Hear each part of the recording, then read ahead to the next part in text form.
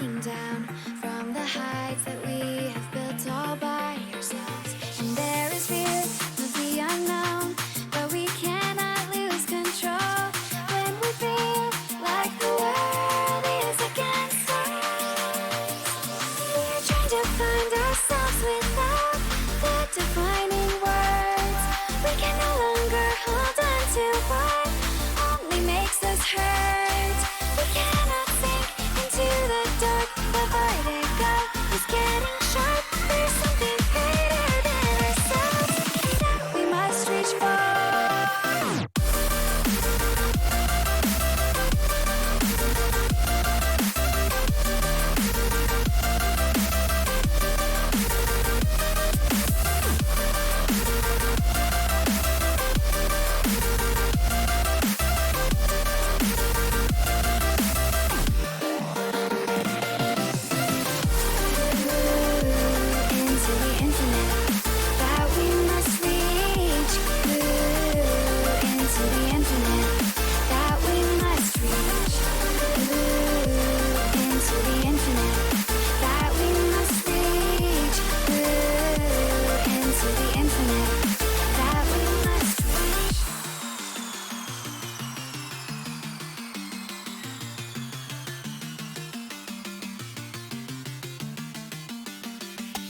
Now which way do we go is the question to ask.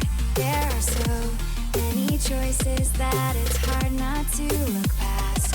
What is real and what is fake, and the risk we have to take. Will we know what is throwing off our balance? We're trying to find ourselves without the defining words. We can no longer hold on to what only makes us hurt. We cannot sink into the dark. The vertigo is getting sharp. There's something greater than ourselves that we must reach for.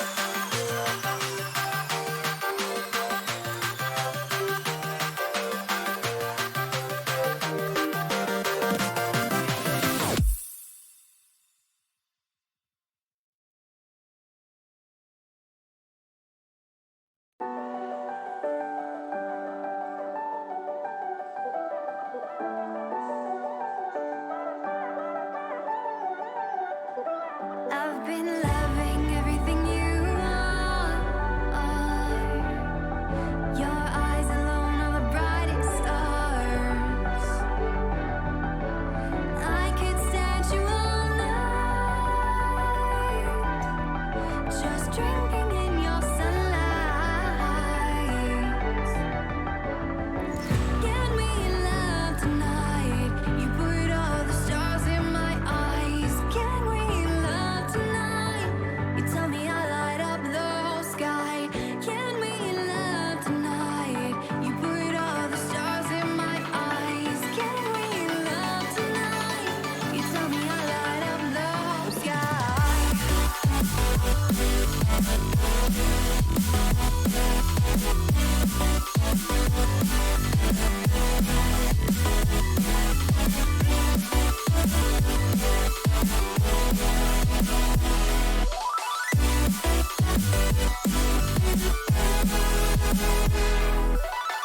Our dreams are where you'll find me. You're the only thing I see. Our dreams are where you'll find me. Your lips like galaxies.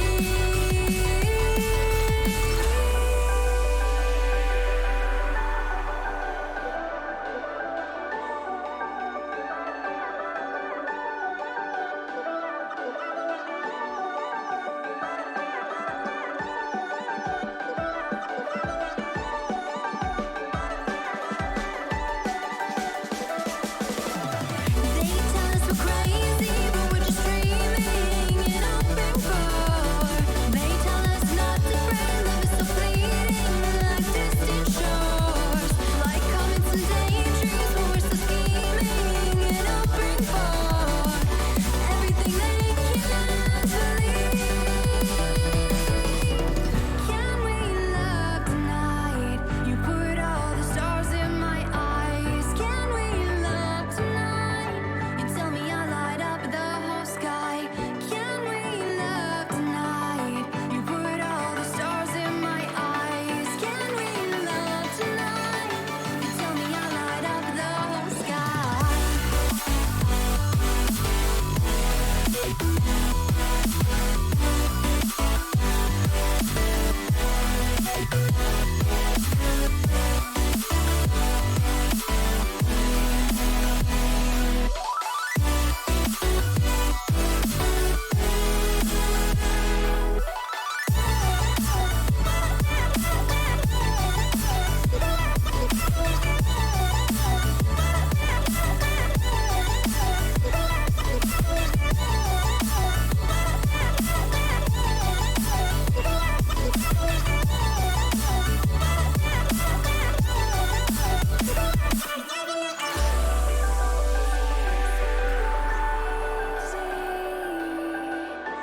But we're just dreaming, hoping love will come our way.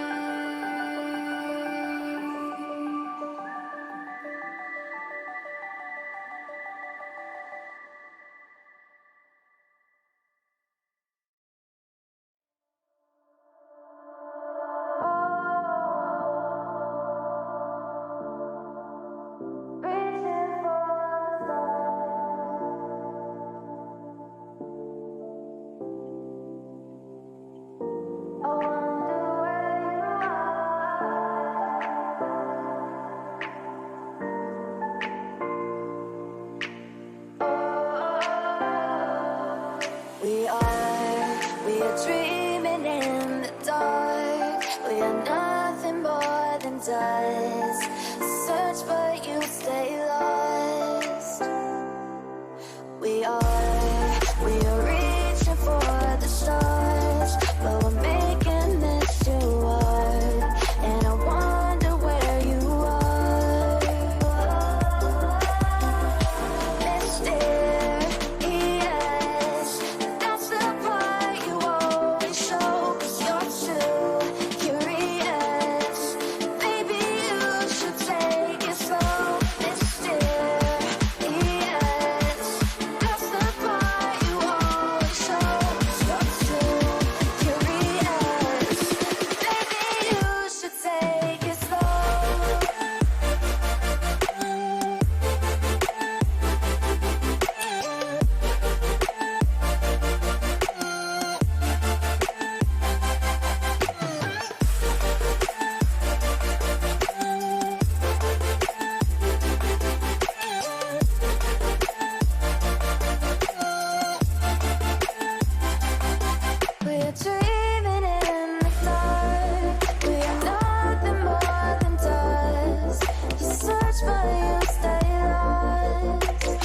We're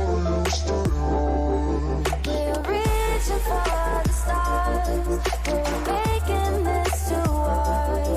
And I wonder where you are. Mysterious.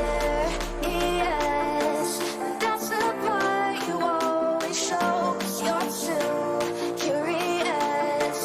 Maybe you should take it slow. Mysterious. That's the part you always show. 'Cause you're too curious. Maybe you should take it slow.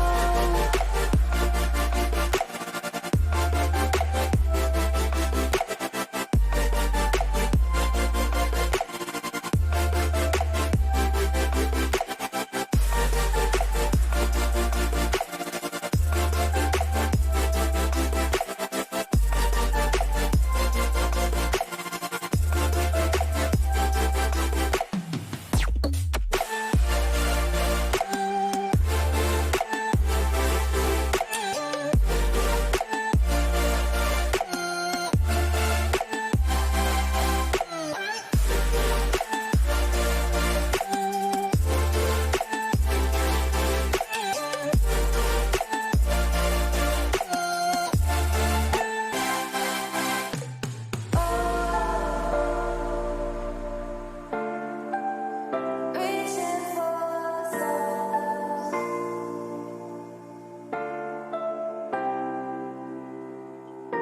I wonder where you are.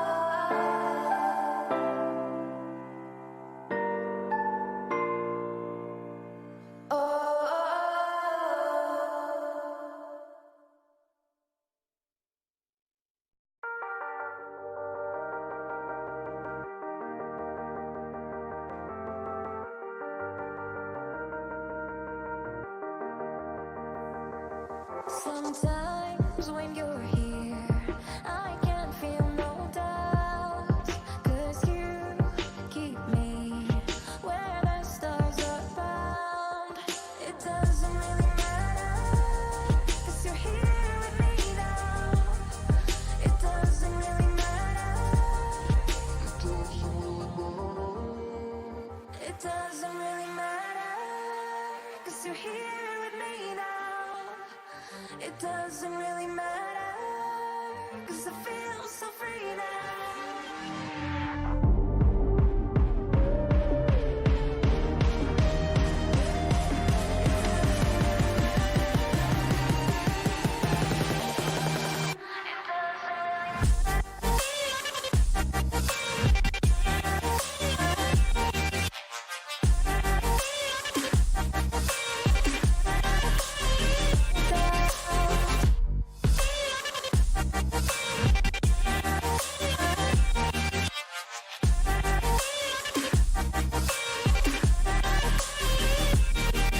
Sometimes I wonder, will we be around to see forever on the silver cloud? Sometimes when you're here, I can feel no doubt. 'Cause you keep me where the stars are bound. It doesn't really matter, 'cause you're here with me now. It doesn't really matter. It doesn't really matter, 'cause you're here with me now. It doesn't really matter.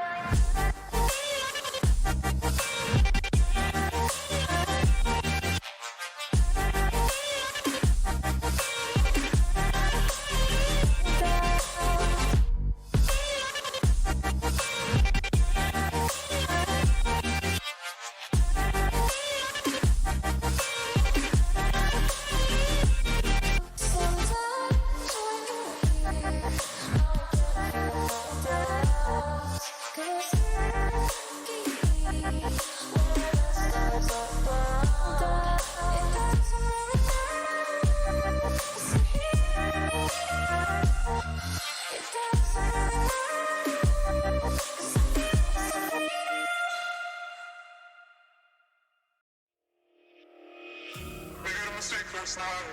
Maybe I can make it right.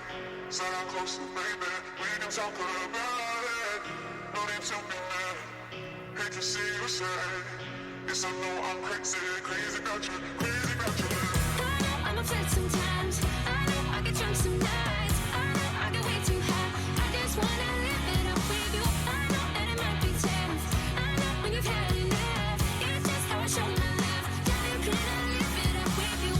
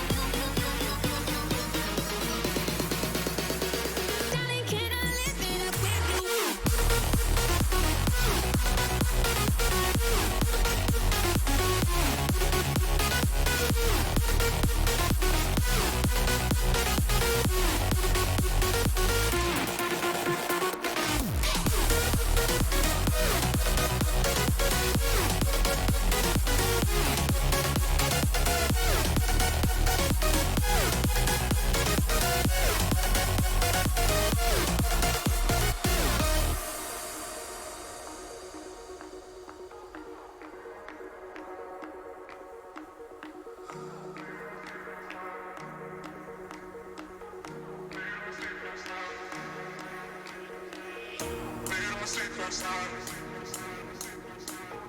Maybe I can make it right. Sit down closer, baby. We can talk about it. Made a mistake last night. Maybe I can make it right. Sit down closer, baby. We can talk about it. No need to be mad. Hate to see you sad. Yes, I know I'm crazy, crazy about you, crazy about your love. I know I'm a flirt sometimes. I know I get drunk some nights. I know I get way too high. I just wanna live it up with you. I know that it might be tense. I know when you've had enough. It's just how I show my love. Darling, can I live it up with you?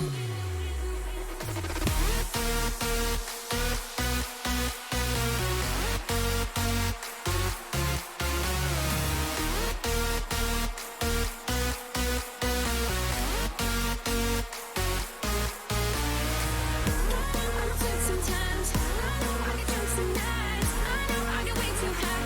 I just wanna live it up with you.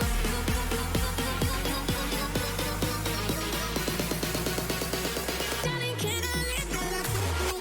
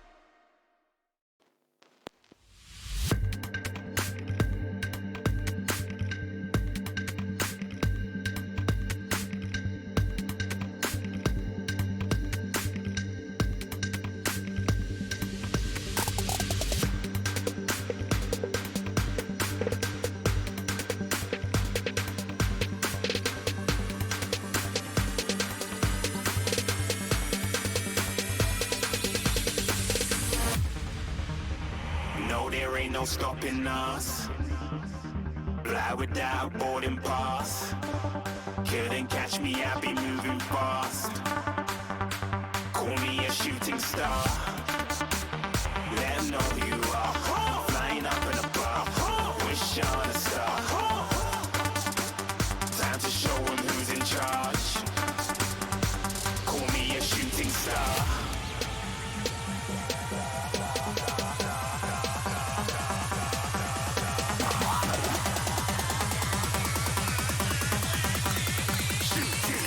Didn't even get to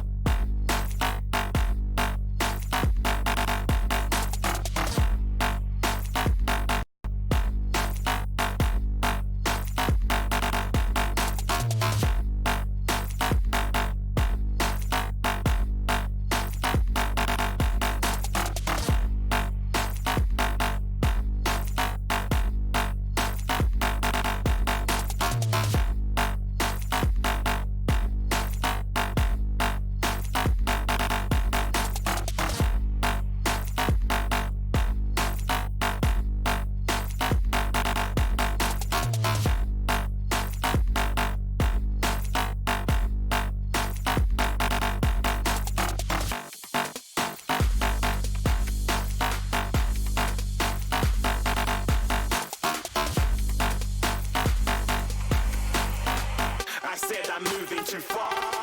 Get to glass.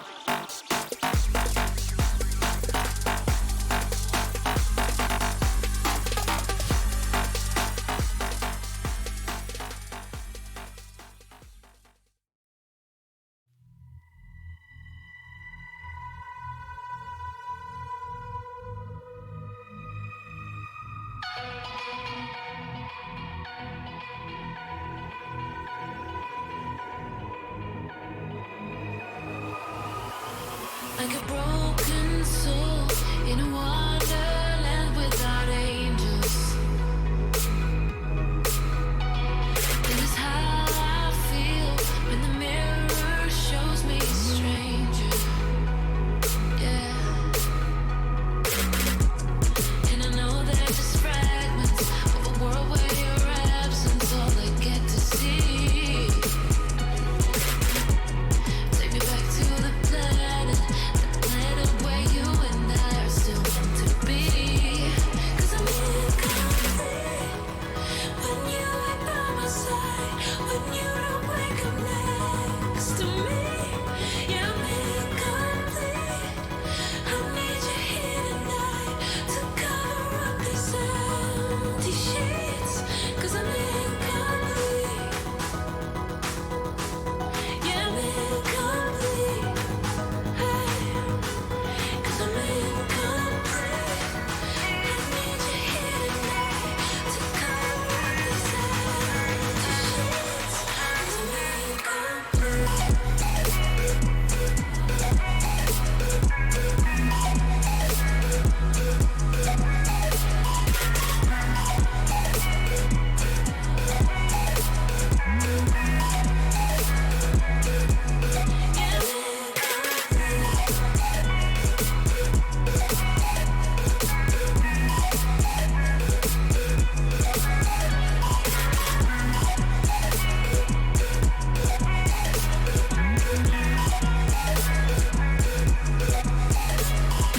Crack of dawn, I imagine you waiting by my doorstep.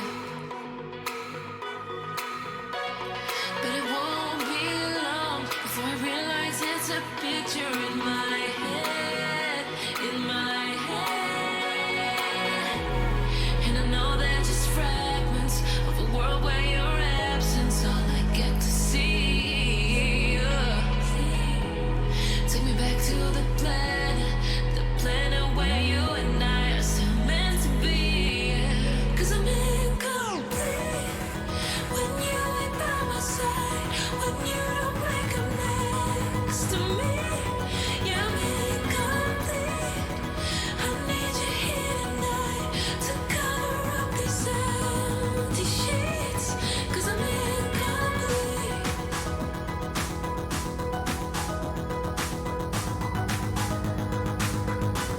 'Cause I'm incomplete. I need you here tonight to cover up these empty sheets.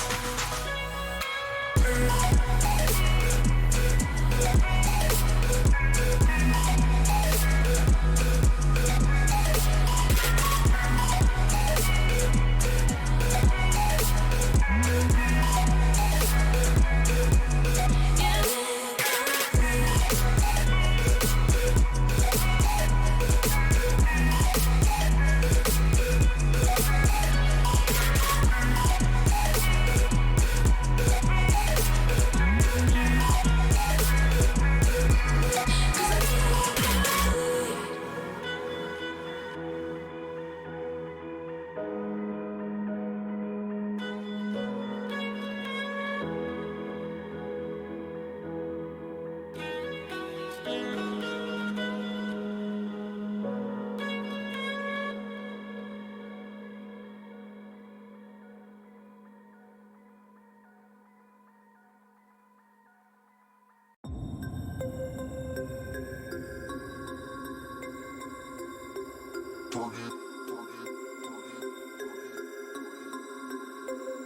We about to turn it on.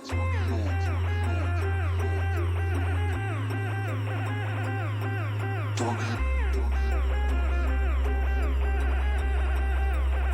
We about to turn it on.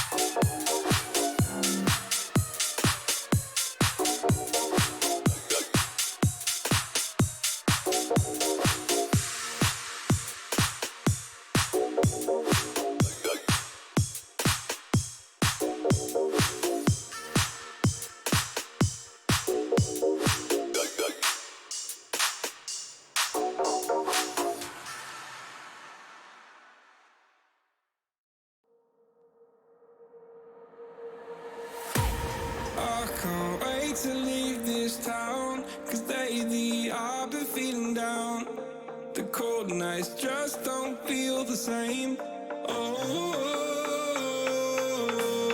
like my life inside a car, hit the button, drive real far.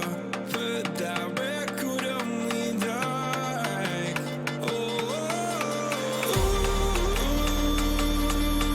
I'm dreaming of you, I dream of a new night. Fight in the dark till we see the sunlight. My love, it's you and I. Close, close and cool like this fire. So reach for the stars, 'cause we're aiming high.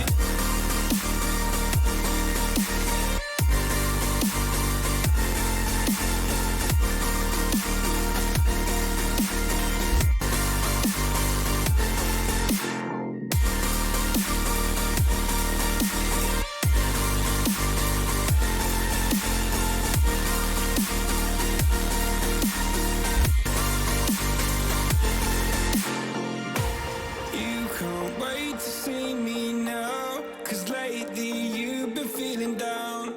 You lay awake alone at night. Oh, like your life inside a car. Forget the world and drive real far. Put that record on again. Oh, my love, it's you and I. Close, close and cool like this fire.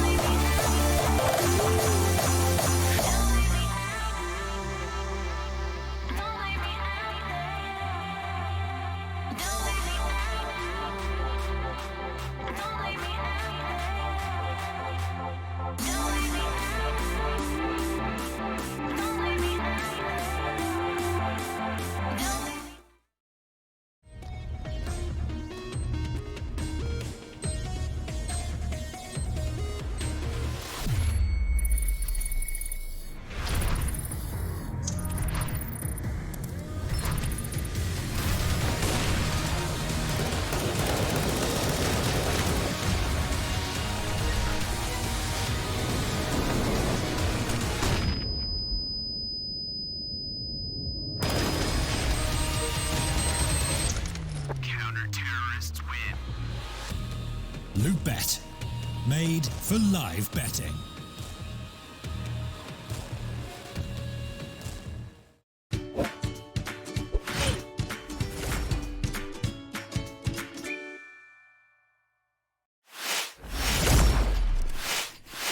Alright, ladies and gentlemen, welcome back to the UCC Summer Smash. It's been a while since we had our previous game, since we've concluded our upper bracket quarterfinal matches, but we're about to get an upper bracket semi-final underway.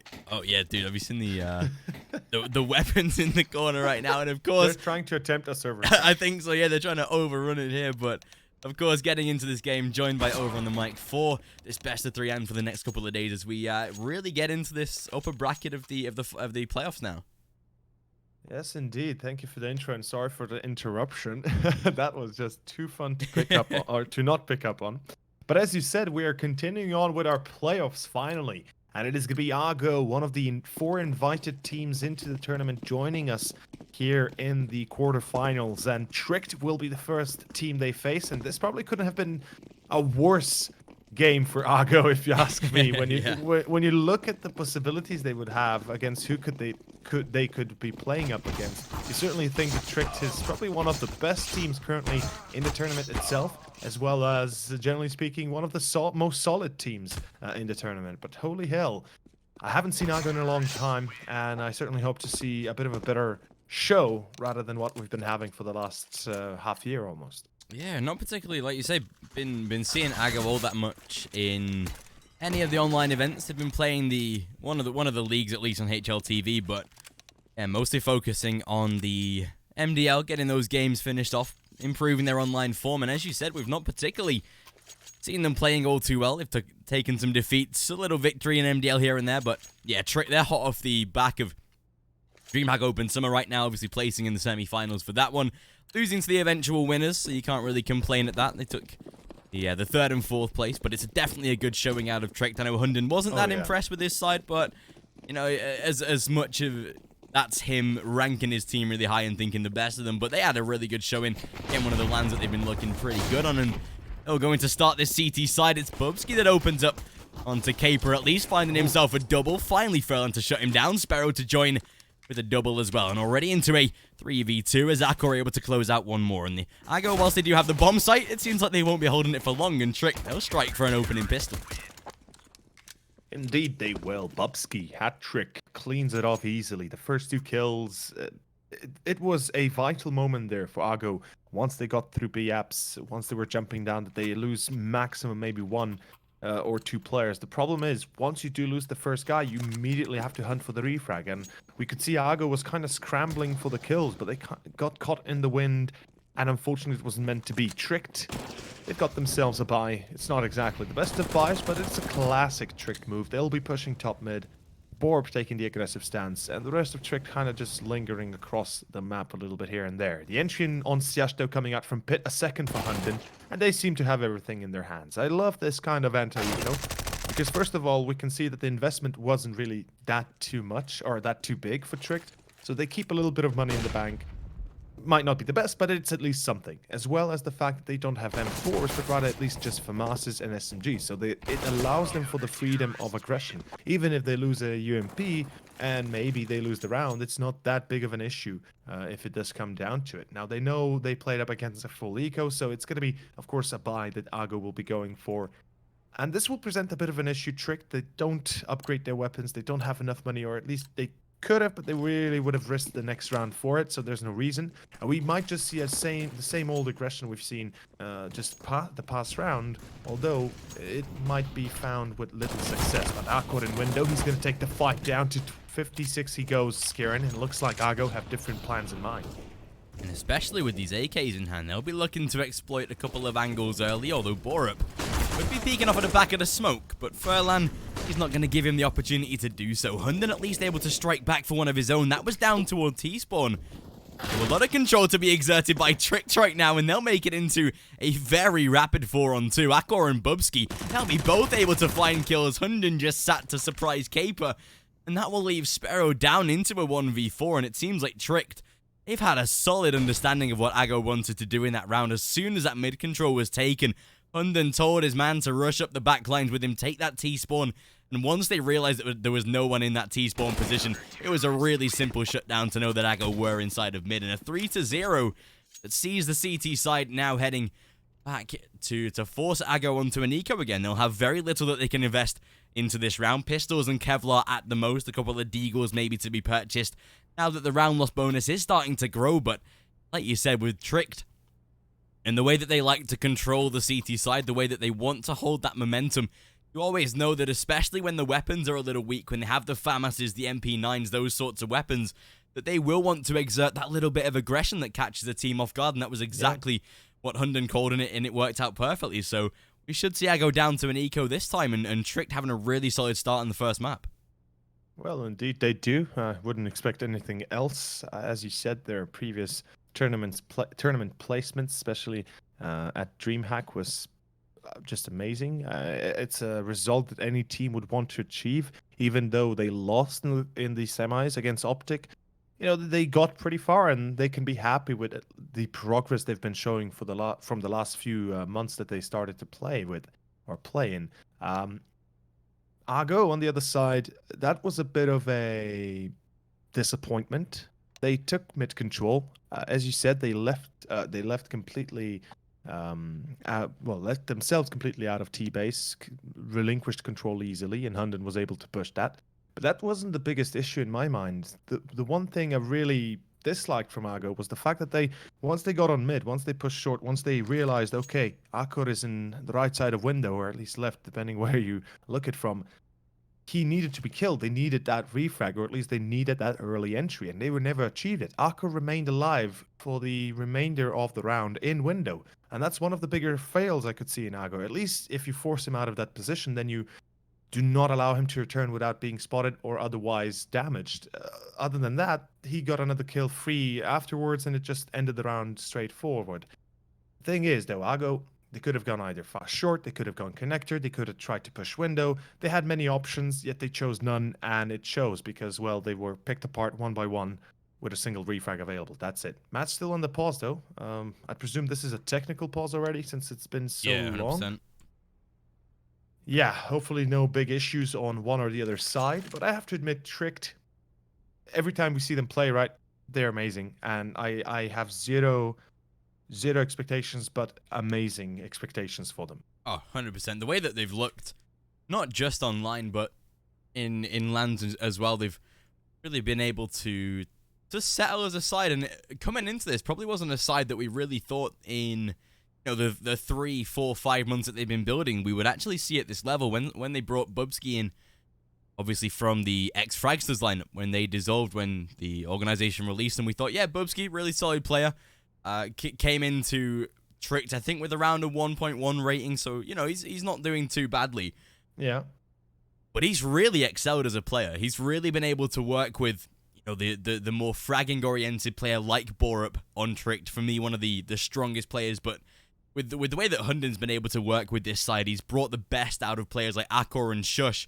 And Shush himself, he came into this from the old roster of Golden Gite, playing with Haste, I believe, back in a couple of online tournaments. So he came out of a very loose team that didn't really have too many set strategies to a squad that was very tactfully oriented. And I think he's really settled as one of the better pickups out of the Trick side. And this roster is in itself probably a bunch of names that we didn't particularly think would come together as well as they have. But I think we've got to put a lot of prowess in the hands of Hunden with how good that he's able to come into sides and even use similar methods or same methods as what he's done in the past, with the way that he brought up the alternate attack side, with the way that he's being able to develop talent that probably shouldn't be as high as they are, but able to bring them into really solid levels and have them all performing as a unit. It's made Tricked a very solid entity. In literally 3 months, they've risen incredibly. They've gone from around 70th in the ranking 3 months ago to now peaking at 27th and are currently there now. So the things that he's done with this side, it's like an ultimate transformation. And you'd never imagine him really being able to pull that kind of thing off, right? Because he was in alternate attacks for so long that effectively people thought that he was done for, he was washed up for. That's that's something that people really had in mind for Hunden. But it not only proves to us that this is where this is where he can really rise above everybody else and just, completely smash anybody's bad opinion about him. He might have his flaws, but as an IGL, he is almost flawless. And it shows. Strict are playing an excellent style of CS. They've got a lot of maneuverability. They've got a lot of flexibility. You see changes in their overall defaults, or excuse me, not more defaults, just their base setups, and it really helps to give every and each individual player out of Tricked their time to shine. I think that's where he's focusing most right now. He's giving the opportunity to pretty much anybody in Trick that wants it. And what I mean by that is, Akor, perhaps he wants to go for the aggressive play. In old alternate attack style, he would say, no, you're not doing that. Let's play what we adjusted. Now he says, okay, go for it. Let's just support you. Let bo3 support you. Play off together a little bit of aggressively.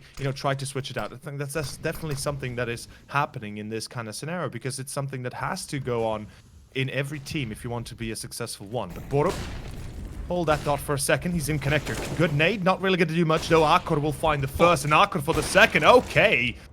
And speaking of the devil himself, he takes it out on the poor folks down below. Yeah, very simple round for Trick. They're going to be finding that fourth without losing a single point of health. bo3 took a little damage at the end, but nothing that was inflicted by Ago personally. A 4-0 start out of Trick, and this is where we can now see that T side bring their full buy to fruition. Let's see what they can do with it, though, with how good that Trick have looked to begin. They'll have the 5 rifles in their hands, a lot of utility to work with as well. Going to be sacrificing the AWP to make sure that all the grenades are in their hands, but this time Ago looking for more of a default setup themselves, not going to be fully exerting themselves that mid control again, or looking for any map control overall. They're going to go straight into a default, a very fast execution to begin with, but it'll work out. Maybe not though, as Caper, he'll kill off his own teammate. There's bo3 to be able to close down one more, and without really doing too much, Trick, they've gained themselves that one-man advantage. PHR will be able to spot one in return, however. Trades it back into a 3v3, and with bo3 being pretty low, not that it'll matter for him. Shutting down Sparrow, there's bo3 with one more, and they now know of that final man. Yeah, it's been dropped already. That's unfortunate.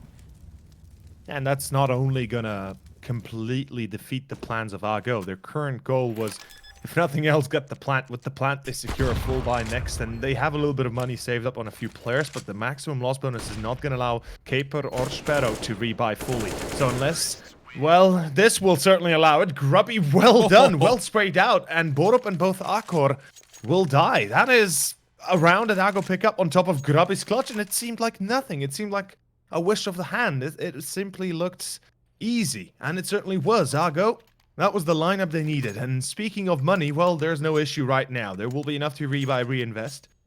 Tricked, they certainly have to feel the pressure there, because that was wholly their incident, wholly their mistake. And I have to admit, that it started with Hunden actually being in the smoke, waiting for some reason to not be shot at. At 10 HP, he could have either retrieved through the smoke into connector, or he could have ran into jungle, or tried to hide into a corner towards jungle or something of the like. Instead, he waited in the smoke, tried to buy his time, but the spray through the smoke obviously killed him, and that kind of, forced the rest of Trick to push through the connector, through the smokes themselves, and find themselves in that 2-on-2 scenario. Anyway, nice attempt from Ago, and they succeed in the end, even though that was not exactly planned. But Grubby saves the day, and it's back to 4-1. Tricked, not going to be as easy as we thought, perhaps. Double AWP, though. I like that Trick have adapted really quickly to bring out that secondary AWP. We usually see that maybe 12, 13 rounds in where teams start to adapt and bring in that secondary sniper, but they know they have the confidence with bo3 to be able to safely take that. This time, though, Sparrow, he'll be able to catch out Shush. That does actually leave the A bomb site wide open for the taking.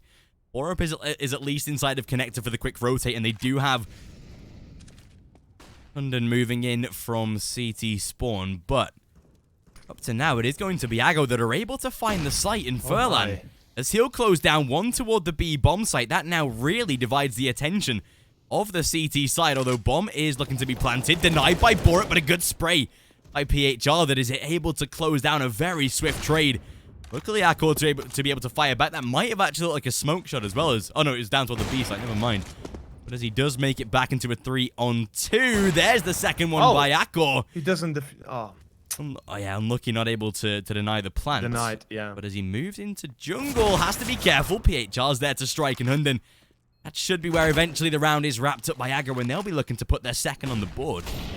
Can the IGL save the round, though? He goes out wide, and he's going to be shut down easy. PHR gets the final frag, and yeah, that was a bit of a shaky maneuver from Trick. The double up doesn't play off the way they intended it to, and it certainly bites them back a little bit because now the money's going to be lackluster. We see bo3 gets himself an up. Hopefully he drops it to Akor, or at least, they will be playing together trying to salvage it.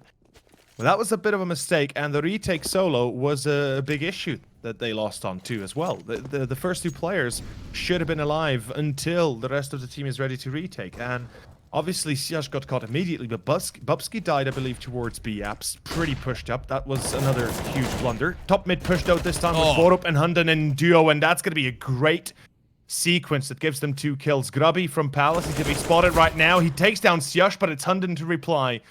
And the timing there works out for Trick. They're going to get themselves into a 4-on-2 scenario, and Sperr on Caper. This will be a lot harder than the last one. So it seems like Trick have made up for that mistake.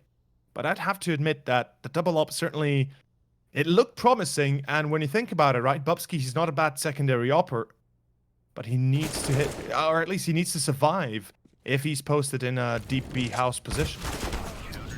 Yeah, and that's the thing. You can't be sacrificing his secondary AWP that quickly. It's one of those you have to keep alive with, and because of just how valuable it is, you have to be able to make sure it survives, and that will see at least Trick being able to keep at least one AWP. Ago now going to be put into an uncomfortable situation where they might just have to go for a little bit of a pistol Kevlar purchase, and that is exactly what is on the cards for this T side. They'll be able to get some Kevlar in there as well, so not too bad of a round, especially if they can work it well, if they can dedicate toward a site, and that seems like exactly the motive for this T side. The scary part is that there is only a single man toward this B-bomb site in the form of bo3. If he gets overrun, there's going to have to be some quick support to help him out, but as at least he's able to find a first, and there's Hunden to back up his teammate, making sure they're safe.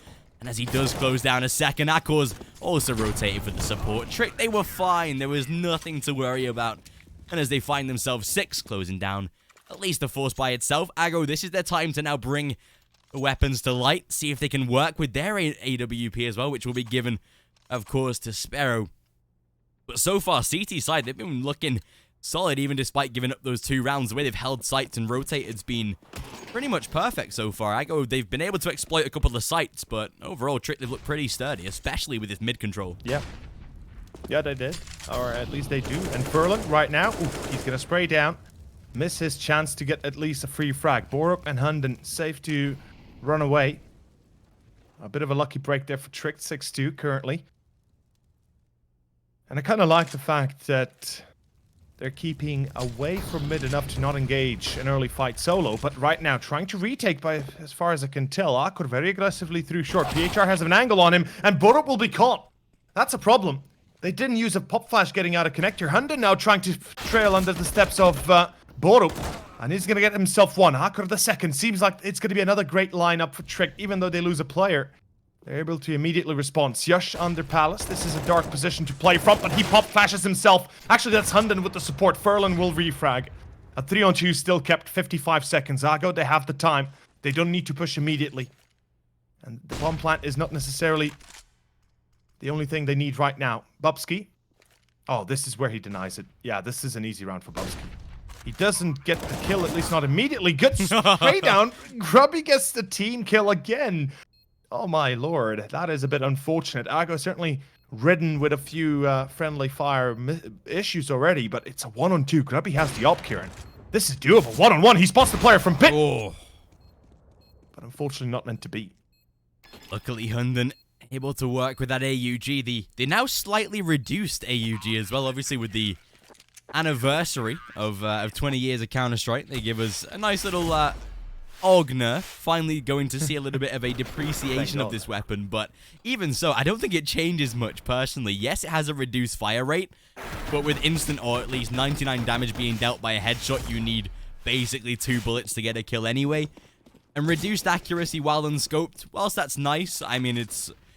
if you're using it like you would holding angles, you're already going to be scoped in anyway, so it's more of a it's not going to be as good when you're being caught off guard kind of weapon, but as a rifle with a scope, it's still mighty powerful. So not really changing too much in how it's used, although yeah, I was going to say we might start to see players stray away from it, but I highly doubt that with how OP it is still. I think it's still going to be a preferable buy to the M4A4. Yeah, 100%. I'm kind of sad to see no representation of the M4A1S because it is the best rifle in my opinion, no doubt about it. If nothing else, it's silence. Furlan, though, finds one. And keep that in mind, Sjush will have an arc and fall, and it's going to be an A play. Argo, they've got themselves an entry at least. Arkor, he's got the open CT, though. bo3 finds the bomb planter. Oh, that was through smoke. Yeah, that was a Na'Vi standard plant, and it got denied. Hunden finds himself a second, and Argo again, they make it onto site, but they don't get anywhere deep. Grubby for the refrag. It's back to a 3-on-2. Trick, they've certainly got the time on their hands, but this is a difficult round for Argo to win. They've been in many kind of scenarios like this, and yet they still haven't succeeded many times. Hunden, he's going to be the first to peak. He has to be the first to peak. I mean, he's the first man to showed himself in CT. So if Arkor peaks, they'll know there's two guys there. And they certainly know there's two guys there now. Sparrow finds one. That's Arkor. And that's the mistake I'm calling right now. Tricked. If they had peaked with Hunden first and he died and it's Arkor still alive in CT, he can kind of try and surprise somebody. But now Hunden, he goes into the scopes. It's an easy kill. Sparrow, it back in a one-on-one. Bobski, he denies the plant even. He's still in a one-on-one. And it's going to be Grubby white peeking, saving the round again. What a close game. And again, Grubby. He is the man that saves it all. Argo, they can thank him that they're even currently on 3 rounds. And Caper 0 and 10. Oh boy, oh boy. But still, if I return back to the round, Kieran, tricked. The mistake was theirs. That's the thing again, like you mentioned with the CT position, it should have been Hunden that showed himself first to have then that support of Arkor on the AWP. He would have been able to surefire get a kill once Sparrow was distracted, but unfortunately not able to be replicated. Tricked, therefore losing the round. And like you said, it's Grubby again with those 1-on-X situations that saves again another round for Aggo. This time it will have a pretty detrimental value for Trick though, as they'll be down to an eco this time, although it won't stop bo3 on his Desert Eagle, however. Able to swipe away an AWP out of the hands of Sparrow. They have realized now the B-bomb site is entirely clear, although Hunden could serve up a little bit of a challenge, especially bo3 firing. Oh, this could be perfect. There's the first. Hunden. Unfortunately, not able to get the second, though. The rotate should now be managed at least pretty well by Aggo. There is an underpass flank coming at least out of one of them. Sjush able to fire down with an un-Kevlar AK. He gets both of them. And Tricked, they just find themselves a pistol eco. They squandered the weapons out of the hands of Aggo, and they turn against them to make it success. Oh boy, that is a blunder and a half. Argo, how is that allowed to happen? And the second kill, okay, I understand, but Furlan, he had been in that position for over 15-20 seconds. He could have been in a better spot. He could have been in a better position as a whole. Yet he has no control whatsoever, even after taking it, so long ago, or at least that earlier. And it's going to be back to Argo and pistols and Kevlar. Argo finds one good refrag, though. Finally, it's Argo to fall. Due to his, we could say a bit of overextension. Sjush finds himself a second, though. It's going to be bo3 that helps him hold Hunden. Smartly enough, ADs through short, and that's the round gone. The eco and the pistol buy equally so. 9-3 to Tricked. But Tricked is showing chinks in the armor that I otherwise did not expect, because there have been a few, I guess you could say, overall interactions or moves that kind of baffled the mind a little bit. You would certainly think that under certain circumstances, Tricked would try to play it at least as careful as possible. Furlan does die here, though. Coming close, actually, to picking up Bubsky, but yeah, 9-3. And Aggo is still in dire straits, dire trouble.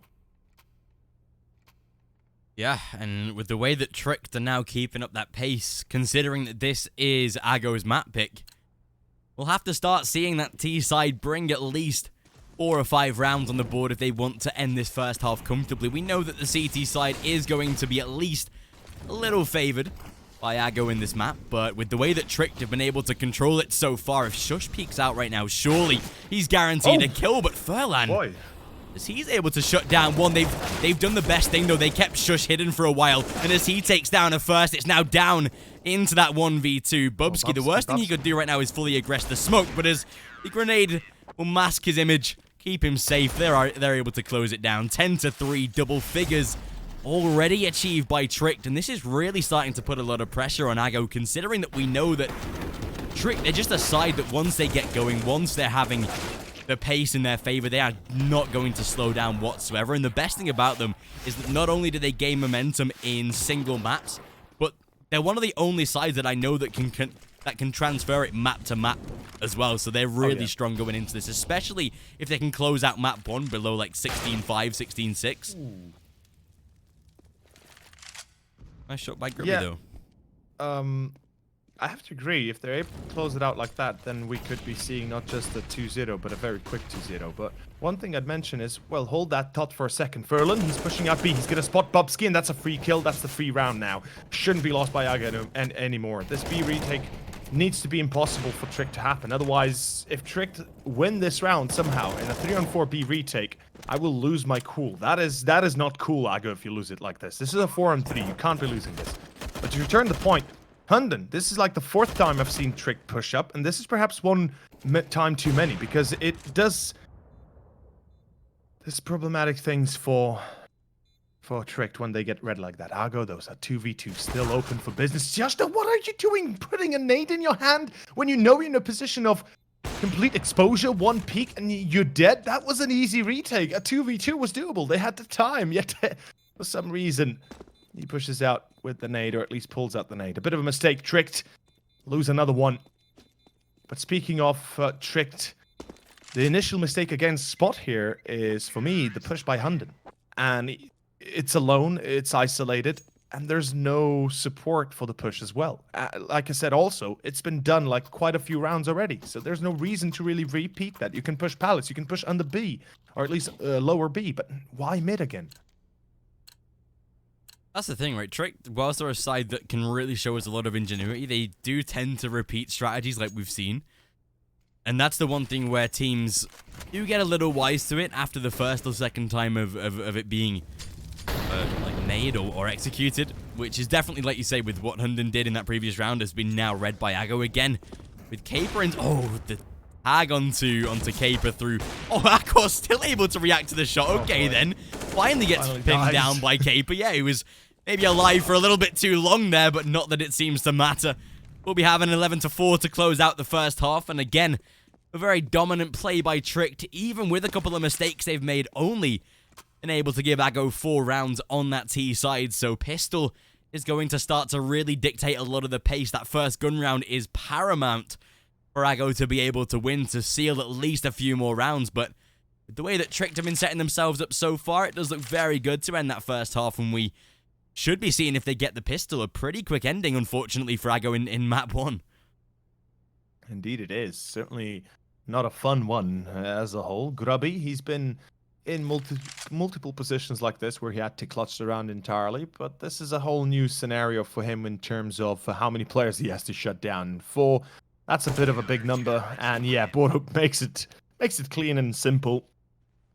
Very one-sided so far. Tricked 11-4, as you said, first half, and a successful one at that. One thing I am concerned about is that they are looking a little bit shaky here and there, the way they did against Nemiga when they still won 2-1. Yeah. They did drop a round, or excuse me, a map, and it was either... no, it was Nuke. Yeah, my bad. It was Nuke. Yeah. It was no, close, it was Mirage. right? It was Mirage. Wait. Okay. It was Mirage, yeah. Oh boy, they lost Mirage. Yeah, now I remember. But we'll see how it goes. Yeah, short commercial break to come. We'll join you very soon for the start of the second half, and we'll be right back with you for that pistol to decide whether or not Aggo can stay in the game. Ladies and gentlemen, we'll be right back.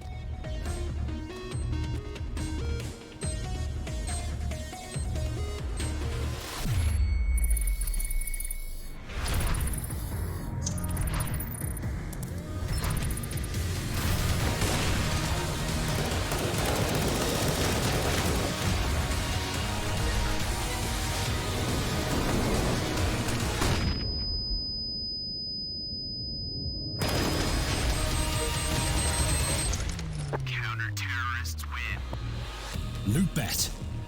Made for live betting.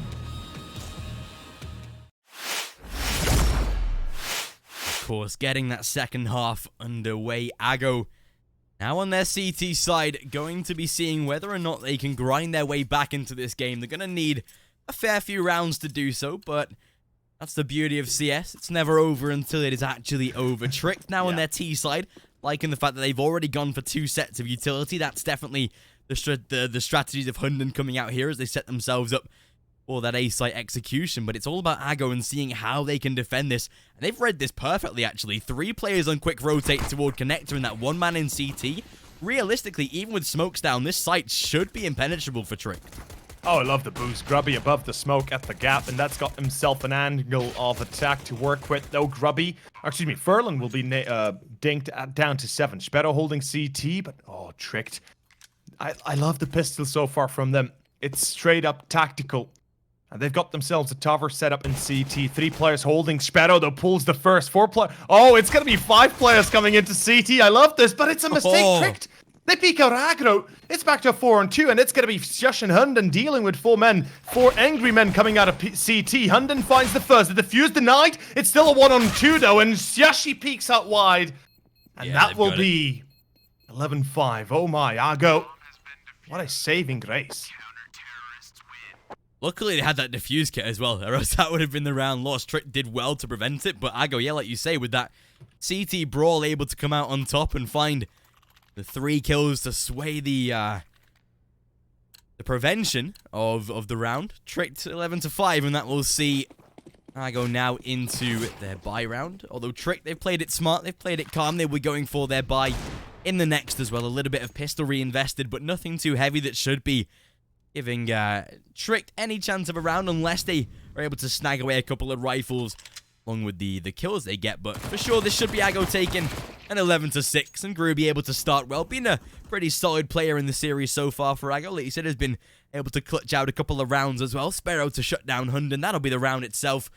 Already out of reach. Last man for bo3, and he's already been spotted. Down to 40. A simple round on the CT side. At least able to pull themselves too closer to tying it up with Trick. But this gun round is really going to be that deciding call. And whether Aggo or not can pull these rounds back and make it at least a more competitive first map. I mean, it should be a bit more competitive. As I said, Tricked have looked a little bit shaky on their CT side. They did make a few mistakes. It seemed like perhaps communication is a tiny bit off, and there's just, you know, a few fractions missing here and there. Now, hopefully that's not going to affect too much of their overall gameplay. But the T side does heavily demand great coordination and team play as a whole, and if Tricked aren't able to focus on that, then there will be issues. There will be problems. Their solo peaks in the past have been presenting some issues. bo3 though with an entry. PHR pushes under. It's going to be an immediate punish coming out from Trick. They realize what's up, and they get themselves a man advantage, but it's still not a saving grace. They're in Akkor though. Nice shot with the op. And there it is. There's the man you've been waiting for at 15 HP with the op glass cannon. He shuts down a vital player for Aggo, and that will be back to a 5-on-3. Tricked, if they played correctly, they shouldn't be losing too many players anymore. Maybe a single or 2 players do drop, but they should be getting the round afterwards. And seems like they have the right idea. It's an A play, and Capert, even though he could get a kill or 2, he shouldn't be getting more than that, at least not realistically.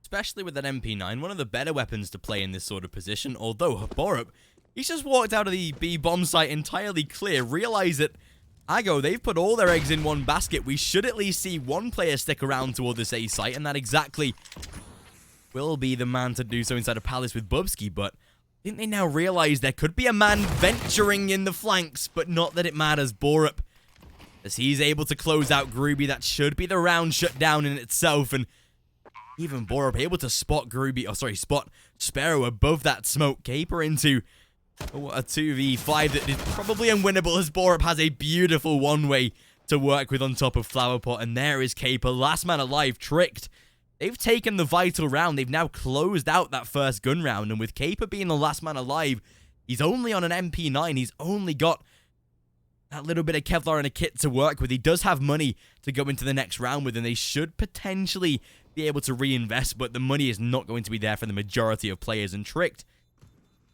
realistically the perfect round to win, 12-6, and they're now back in the game. The momentum should be flicking in their favor, and this is a really good start out of the T side to put their first on the board, even with pistol not going in their favor. We've mentioned a lot of times before, it's not as vital as that first gun round, and they've succeeded at the first time of asking.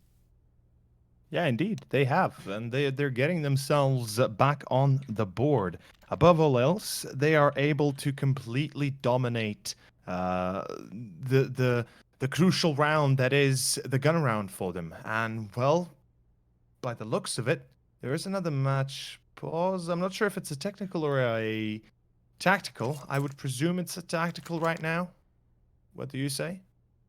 Yeah, I'd assume tech, although it seems like we have had a couple of tech issues even before the game went live. So hopefully nothing that's plaguing one side or another is you know, a match factor. But it does look like Ago's tech pause, considering that no one's made a purchase or anything. So hopefully there's nothing too unfortunate on their end. But yeah, it seems like again we will have a little bit of pause of play, but yeah, we crack on. We see what we can bring to the table. But yeah, like you say, we should get the game live soon. Tricked, I think we should be expecting them to take this map, right? I think with their recent LAN performances, even with Hunden saying that he wasn't happy with their finish, I don't think they can argue at a semi-final position at a DreamHack, considering that they've played a couple of LANs in the past. They've not been as successful as they would like. They do have the Good Game League qualifier coming as well, which they will be playing with a lot of teams, actually. It's one of the most stacked LAN qualifiers that I've seen in a long time. Trick, they'll be facing off against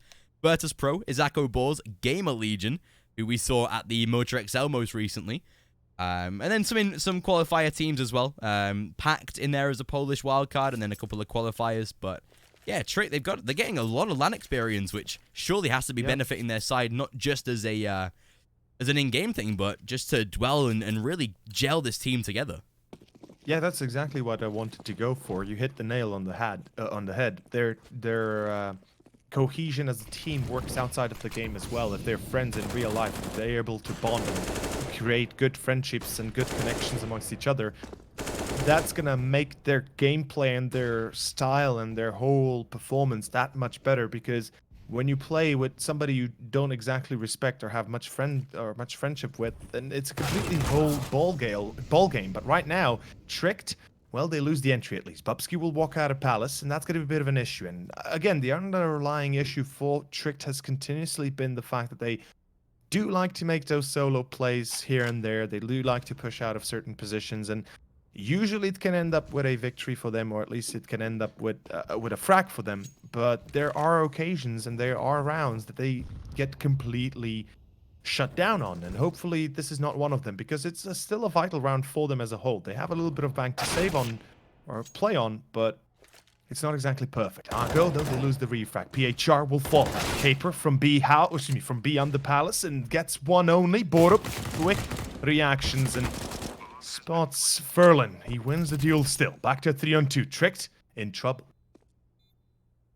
Yeah, this is really starting to look like Ago might have that least upper hand coming into the retake. The FAMAS not going to be as fruitful as they would like to, but Hunden and Shush, well, they'll just deliver two very quick kills, and with Hunden to wrap up the third, even with Ago on a one-man advantage, there's nothing that will close down this Trick side, apparently. They are too strong right now on the server to really be facing off a scenario like that. 13-6.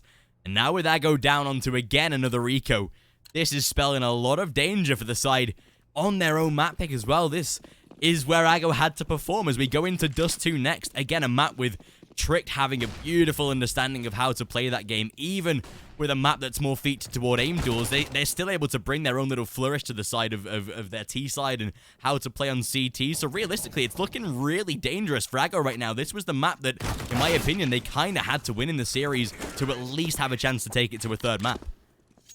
Yeah, very true. That's the thing that Ago would be looking for, the third map, if nothing else. But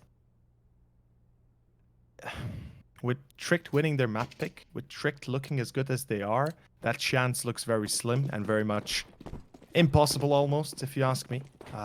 We have to be honest here. Tricked are off of a great tournament role, and they are currently riding a train that is leading them up to the upper echelons of CS as a whole, whilst Ago has been kind of going down, straight down into the killer for a little while now. And I have to admit, Ago, they so far haven't really given us anything that I'd be very enamored about, because the most, or at least for the majority of the rounds they got, it was mostly Trick's fault. They lost those rounds.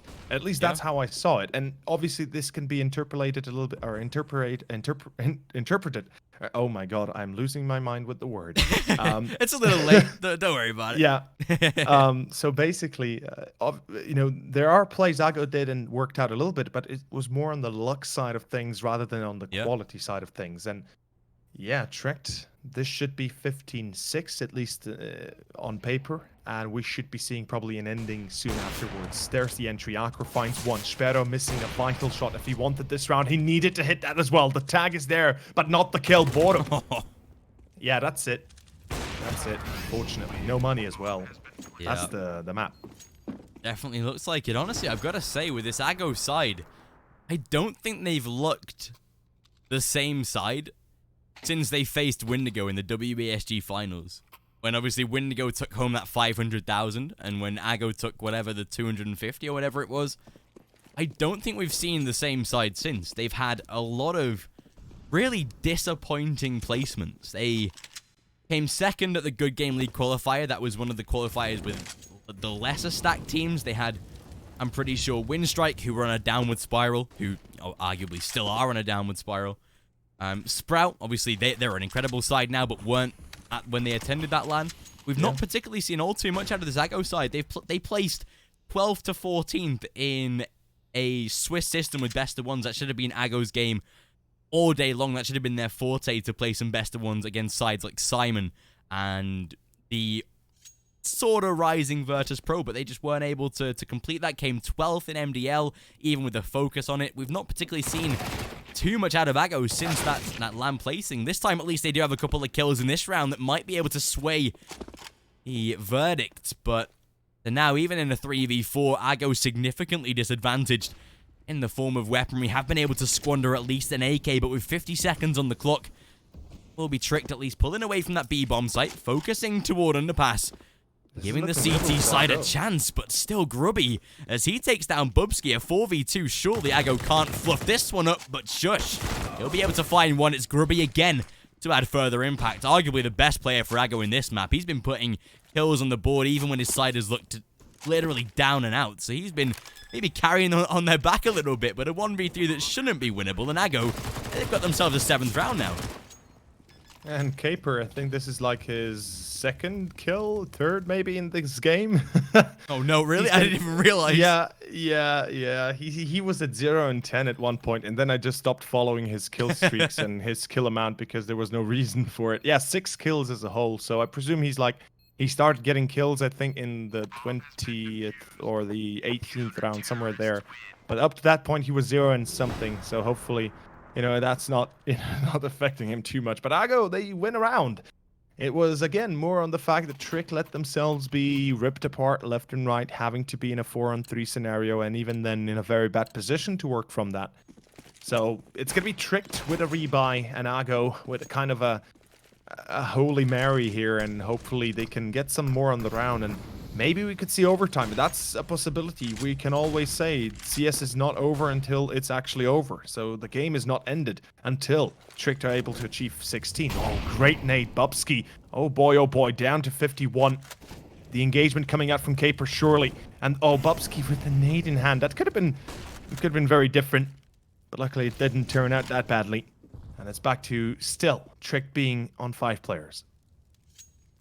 Has been caught in a couple of rounds during this first map with nades in hand. Has been sort of openly contesting, trying to find the duels, but with Ago able to at least inflict a little bit of early damage, dropping bo3 down to that 35. Trick, they're going to go for a B bomb site split, kind of like this, able to exploit that short push with Ago not really putting anyone in that defense, but with Sparrow able to hold the cross from window, surely should have spotted some information, at least basic knowledge of players advancing up towards short. And with 45 on the clock, We'll now start to see Tricked making their way up toward this A site, but Sparrow, Oh, he'll be able to land my a God. collateral one out of PHR as well, and as Caper janitors up the round, cleans it up, Akor left into a 1v3.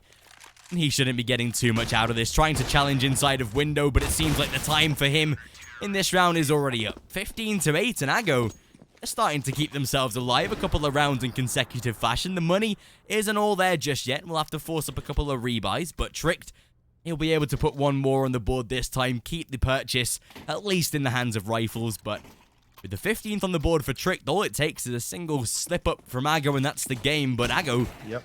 like you said, it's not over till that 16th round's on the board, so as long as they can keep fighting back, double AWP setup looking pretty good in these past couple. You can maybe claw a few more back. Verlan, great way to do it. Hey. There we go. There's one. It's going to be a good start for Erlen with the sport of grubby. But Escaper now at Karn. Oh, Bubsky. The reply finally comes in lightning fast. Bubsky will be traded out by Furlan. And it is Shush that's down on site. He's going to control it by taking down PHR, though. And Furlan now isolated. Misses his shot. He's going to be isolated as well. He can't really fight this. Shush! The white peak is his, and it's back to a 3-on-2. And Alcor finds one more. Tricked. It just might be the round ending. And indeed it does. Shush! All alone. Hat trick closes it out. Wow. And that is gonna be it. That's gonna be Trick taking it up to 1-0, 16-8 final score on Mirage. Yeah, and what a way to be able to close out the first map, especially now that we know that Tricked's second map is going to be Dust 2, and despite Ago again having a core understanding of the map itself with the way that Tricked have played, Ago can also play Mirage. They can play the maps in this veto. It's a pretty balanced veto, but Tricked overall just coming with a higher class of play, being able to really dictate a lot of that pace, control the rounds. Even with Ago getting 8, I feel like a couple of those rounds were the Trick slip-ups rather than Ago's successes. So that's going to really play into the hands of the Poles going into map 2 again, with it being Dust 2 in a map that Tricked have proven they can play. They've played it on LAN, they've online, have a pretty decent rating. So Ago have to really book their ideas up if they want to have a chance of survival in map 2. Indeed they have. And well, map 2 is Dust 2, and I think that's a proper map 2 to start on too. Tricked's best map, and we'll just see how it plays off, I guess, once we get there, as we have a short break in between. Yeah, and with that being said, we'll be right back in around 10 minutes or so, get the players back in the server, and we'll bring you map number 2. With that being said, make sure to follow us both on Twitter, myself at Vortex Kieran, and for Teo at Overseer. We'll be back in around 10 minutes or so for the start of game number 2. Don't go anywhere, and we'll be right back. See you soon.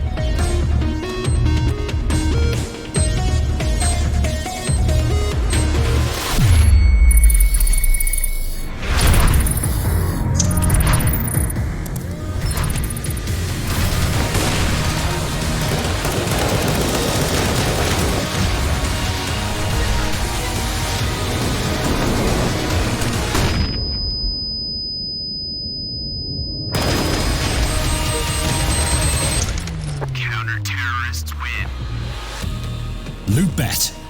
Made for live betting.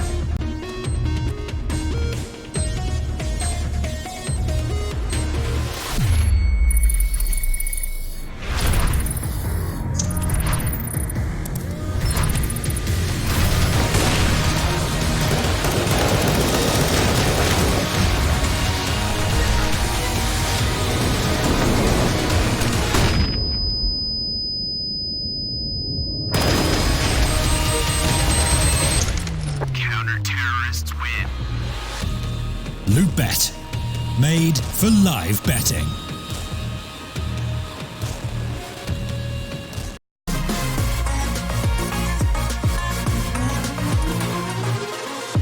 I don't know why, but I can't seem to get you off my mind. And I know it's true, and I'll say this to you: I want you back.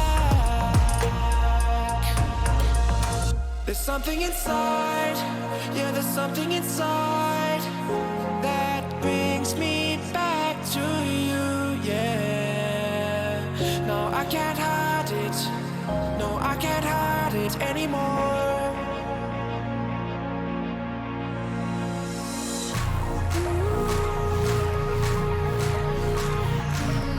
Something inside, something inside. Whoa, whoa, whoa.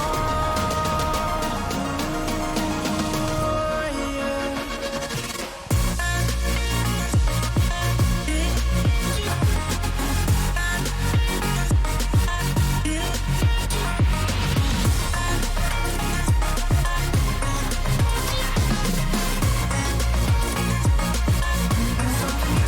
There's something inside, yeah, there's something inside that brings me back to you, yeah.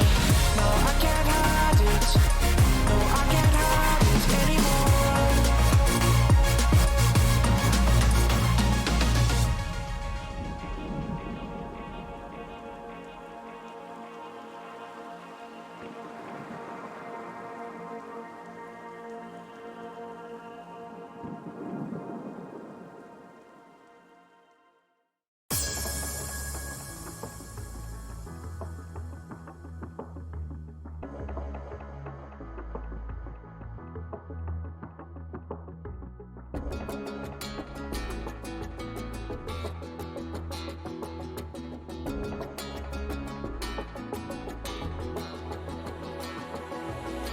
Can we ride in this moment? Can we ride? Nothing's stopping us tonight. No, not a single bright light in our sight. In our way, I'm the only passenger. You lead the way. You lead the way. I let you take you. We're all feeling something. We don't need to feel that breeze rush your feeling. Not a single time outside in our way. All I see is green lights and red light in our way. Yeah. Light it up my way. Light it up my way. They light it up, they light it up.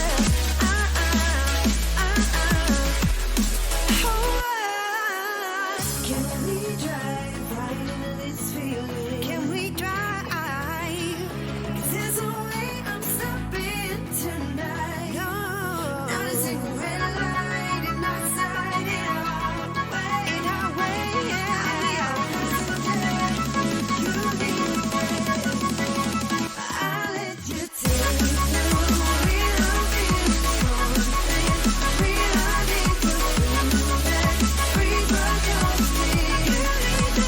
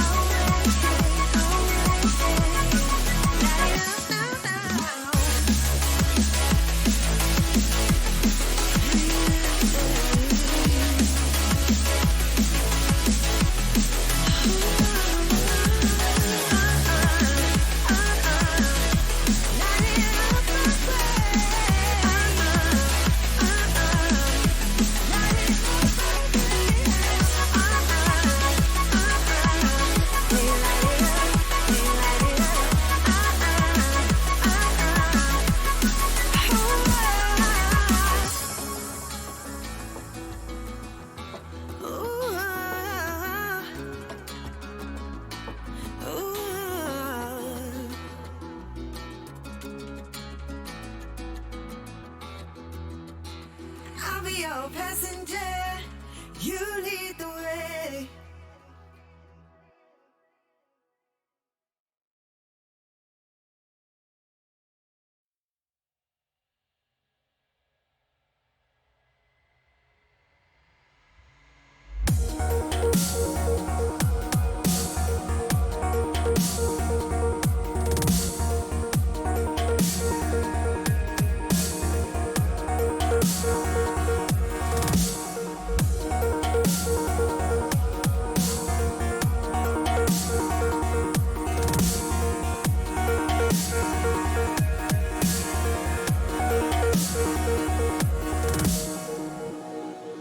I can't believe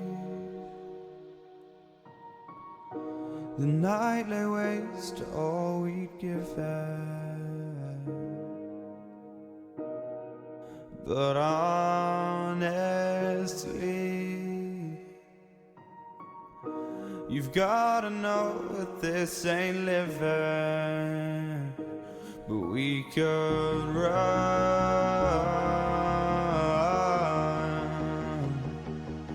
from Elysium and let it burn, let it burn. You've gotta know that nothing lasts forever.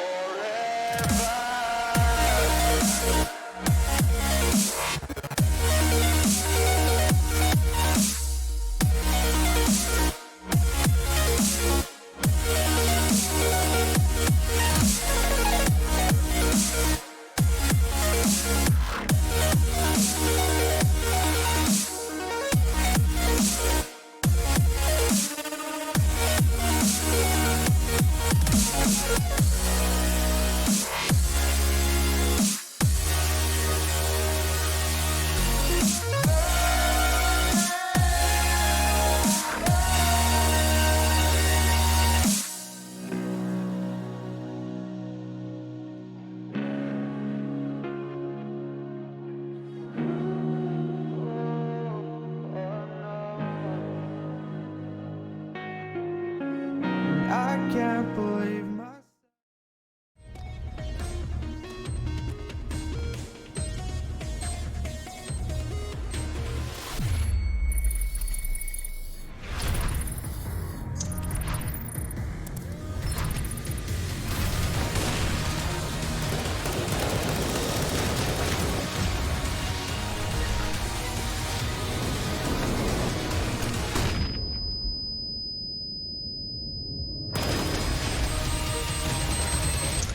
Counter-terrorists win.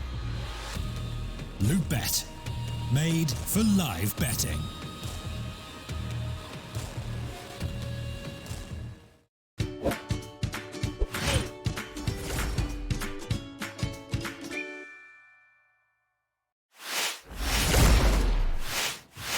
Right, ladies and gentlemen, welcome back. Map number 2 about to kick us underway. Sorago gets shut down by Trick 16-8 on that previous map. That was their map pick as well, so coming into Dust 2, we're going to have a real interesting time seeing what happens with Aggo. They have to win this map to survive in the series, but with the way that Trick have looked, they've looked so solid, right? With the way that they've been able to play in these recent matches. We've seen a real development from this side. Yes, we have, and obviously we're not trying to sugarcoat it because we have pointed out their mistakes, yet even on top of those mistakes, that some of them were groundbreaking, or excuse me, groundbreaking, not groundbreaking. Usually if a mistake is groundbreaking, that kind of means you lose the game, but fair enough.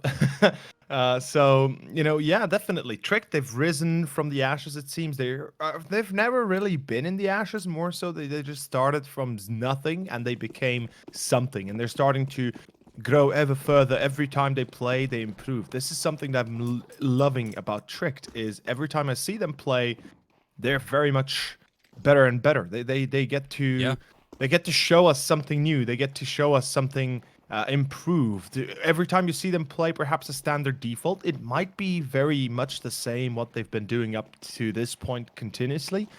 But there are little changes, little nuances, little switches here and there that actually confirm the fact that they've watched their, obviously they watched their replays and all, but you know, they're improving their standing tactics, and that's the best thing you could see when it comes to improvement of a team, that they continuously improve their performance, or at least their overall defaults. But I'm kind of deviating from the point. It is Dust 2, our second map.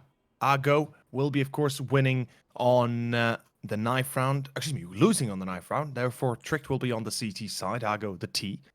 And we're waiting to see how it plays off here for one or the other side. It's the pistol. Going to be an interesting one as well. Like you say, with Trick choosing that CT side, arguably the better side on Dust 2. We're going to see some rapid aggression out of Akor already up toward top middle. It's Grubby a first interaction, though. He'll be able to come out on top and close out bo3 early, taking us to a 5-on-4 very, very quickly. Although with Hunden tapping away through the smoke, at least able to do a little bit of damage, but not that it matters. Berlan able to close out one, but it's bo3 to at least reply with a trade of his own. Bomb to be planted, although does get a little bit of a dink. Still not affected, though, as he takes out 3. bo3's been ripping heads in this pistol, making a 4th. And Grubby now the last man alive into CT. I think Tricked might have just clawed this pistol back.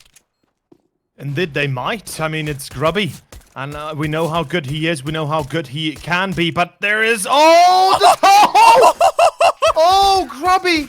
He knifes bo3. There's not enough time, or at least not enough bullets for Akor to take him down. Yet he's still able to deny him long enough to allow the defuse to come through. Holy hell, what a close game. That was...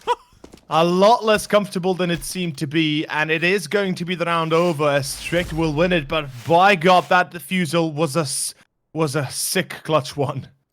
Dude, I can assume this is Ago's pause as well already. They'll be like, what just happened right there? Tricked, like you say, it's a little bit of luck on the side of them that they're able to complete that defuse, but to be fair, it was a 10-second defuse. Balls of steel to hold it out and had the protection of at least the bullets from A-Long for the time being. So, yeah, Tricked. They'll be getting themselves a nice little pistol to open up with, although with Ago going for a force buy of their own. Dust 2, one of the better maps to force up on the T side with how random some of the interactions can be, but it's Shush that's able to overcome Greeby with that Mac, with the MP5.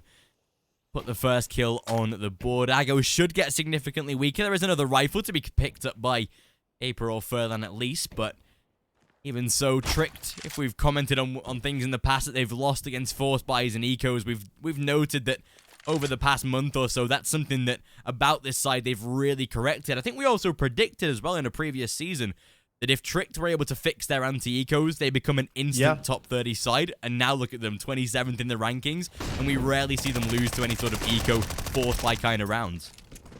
Usually, if they do lose against a round like that, it's more of on the end of them completely screwing up. And you know, we have the courtesy of calling it out. But yeah, like you said, they rarely lose something like that. And this should be equally so. 2-0. Ago, they've got themselves an entry at least, but it's Sparrow that falls down to 1. bo3 goes, balls of steel, finds a kill. PHR with a double actually.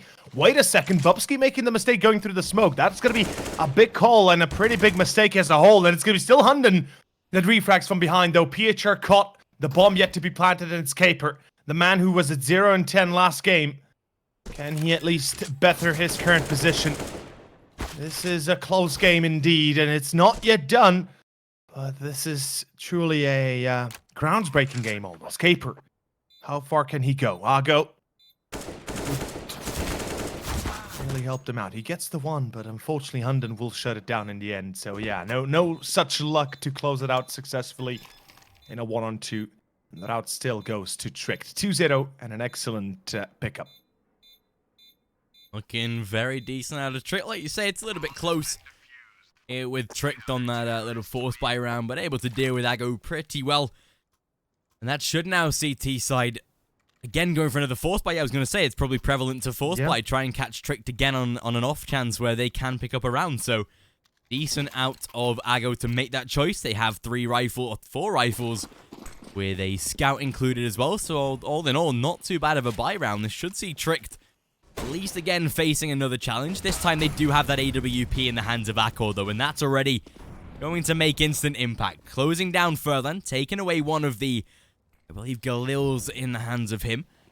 And already adding instant 5v4. That will see Ago trying to default towards short and mid control instead. There is bo3 lurking front lines with the auto shotgun, although PHR, he's able to dispatch of 2, sway the round into the favor of Ago. Damage to be done as PHR is down to 24, but Shush has to be really solid toward this mid door and is only able to provide 1. That's now B-site control entirely lost, and Ago, honestly, they might have just got around. Akor should be looking to save the AWP as soon as that bomb goes down. 100%. I mean, B-site is nigh unretakeable. Borup, he probably tries with a nade throw or something, trying to get a kill, perhaps, or just trying to save this weapon he has, the AUG. Either way, it should be a save. There is very little chance they'll be getting anywhere further than what they've got up to this point. And yeah, 2-1, Ago. The first one is theirs, and certainly comes a lot sooner than expected. From what we've seen, okay, there goes Borup as well, so not saving the AUG, that's a big issue. Another problem that Trick will have to deal with is the fact that they have no money. But as I was saying, Ago, I did not expect them to pick up the first round this quickly, or at least this successfully. It certainly breaks Tricked, and that's what gives Ago a chance to actually go 2-2 and potentially 3-2 for them, if they're able to win against this force buy right here, right now.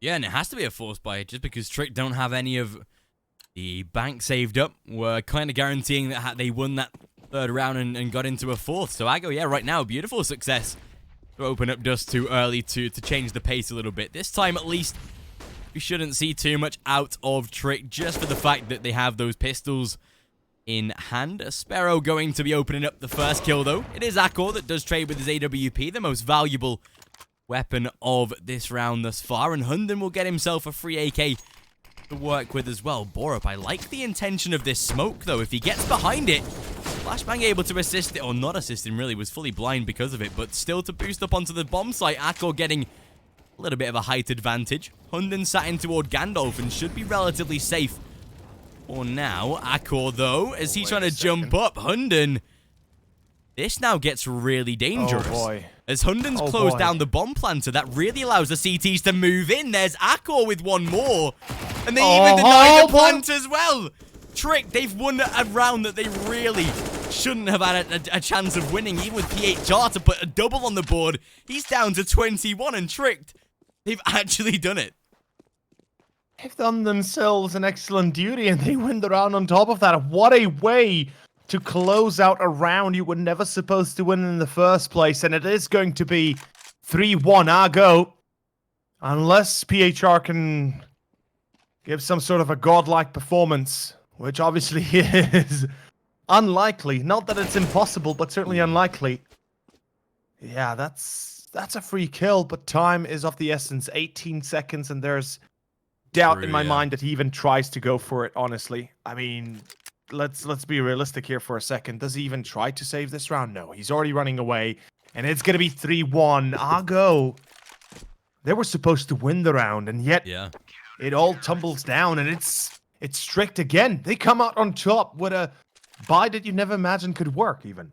That's the really surprising part, right? They had pistols, Kevlar, the 1 AWP, and the MP9 to work with. A scenario that probably never should have paid off for Trick, but one thing led to another. Found themselves a couple of early kills, and yeah, we see now that Ago, they will be on the back foot, 3-1, and luckily for them, able to put a little bit of an investment into the round with the saved AK from previous. Borup to be caught off at least, spraying fully into the flashbang. So many players kept blind for so long, but finally, the HR to close him down into a 4 versus 3, but the unfortunate aspect for Ago is that they do have a lack of weapons. I say that, though. They picked themselves up a FAMAS and the AWP in the hands of Furlan, so that AWP definitely can be a strong asset with the fact that they're holding from the flanks. But bo3, as he shuts down PHR, back into a 3 versus 3. With Caper down to 29, yes, they do have that 1 AWP to work with, but as players begin to rapidly diminish, the bomb, still at that, the bottom, the depths of A-Long itself. Yeah. Ooh, Furlan, at least able to trade a first kill, but Shush in a pretty decent off angle, although with Smoke able to cross. If Furlan catches this kill, or at least forces him into submission, there's a chance they get the bomb down, force a retake, and that could really play into the hands of Ago. Look at Furlan's position toward Car as well. He has a long lockdown. Yeah, this should be winnable, actually. Ago. The only thing they need to keep clear is Long itself. And Syush, he's patiently waiting for his chance, and he's going to wait for Bubsky to peek first. There's the shot, there's the kill. Furlan 3-1, Wow. and second as well. Great connection and great shutdown. That's going to work out well for, of course, Argo here, because not only it gives them the round back, but it also breaks the CTs again. The money drops down below a certain amount, and it forces them to go into a full-on force once more. And this is where Tricked are most vulnerable. And I think, if I'm completely honest, Argo currently, they should be able to successfully lead the charge and even pick up perhaps the first few or the next few rounds in a row easily. As Tricked, they might just play too much into the hands of Argo, and they might not have a way out of this until they're completely reset with economy and they're able to rebuy fully into this. But this is a difficult position to be in regardless of where you're at, what you're doing. And well, Furlan, he finds the first. Hunden, nice refrag, but it's already a man down they're missing. And yeah, great success from Argo, I have to say. Much better than what we've seen on Mirage, and it seems like they've been able to at least somewhat resolve their internal issues. And making sure that they stay competitive in the early phase of the game is really important for Aggo. We know that Tricked work off of a very, very sturdy momentum base. We know they can get themselves a fair few rounds off of the back of their maybe one-round success, can fire themselves up a little bit. So Aggo being able to shut that down at least a little early and tie things up is going to work pretty well for that side. 3 versus 3 retake to come, and PHR down to 23. There is an AWP in the hands of Shush as well, and as Hunden finds a first, Furlan able to trade back in return. Both players to come up from short, and a nice little lineup that sees Aggo closing it down the round. 3-3. And like you said, with Trick now onto their eco, this should be Aggo taking the lead for the first time in this series, I believe, as well, with Mirage obviously not faring them all too nicely. So yeah, first time if they take this round, they take the lead in this entire series, and especially on a T side of Dust 2, to be putting a fair few rounds on the board early, it's going to at least favor them slightly with the way that this map works. CT side heavily favored. A pretty simple eco though for that T side. There we go, 4th on the board, coming into Trick's next buy round. As expected, as it should.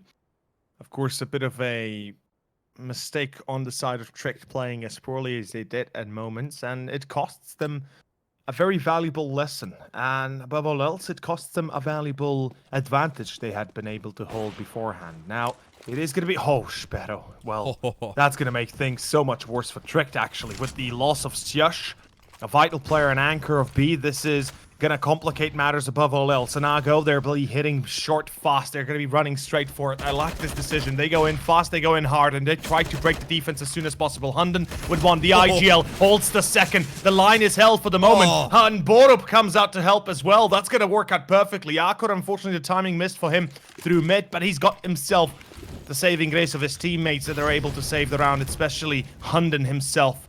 And it looks like we might be coming to an end pretty quickly in the round, or the 8th round, excuse me.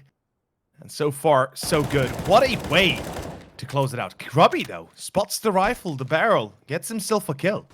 That's going to turn things on its head and certainly going to complicate matters a little bit. Tricked. Back to a 2-on-2. Grubby. Oh, he certainly spotted bo3.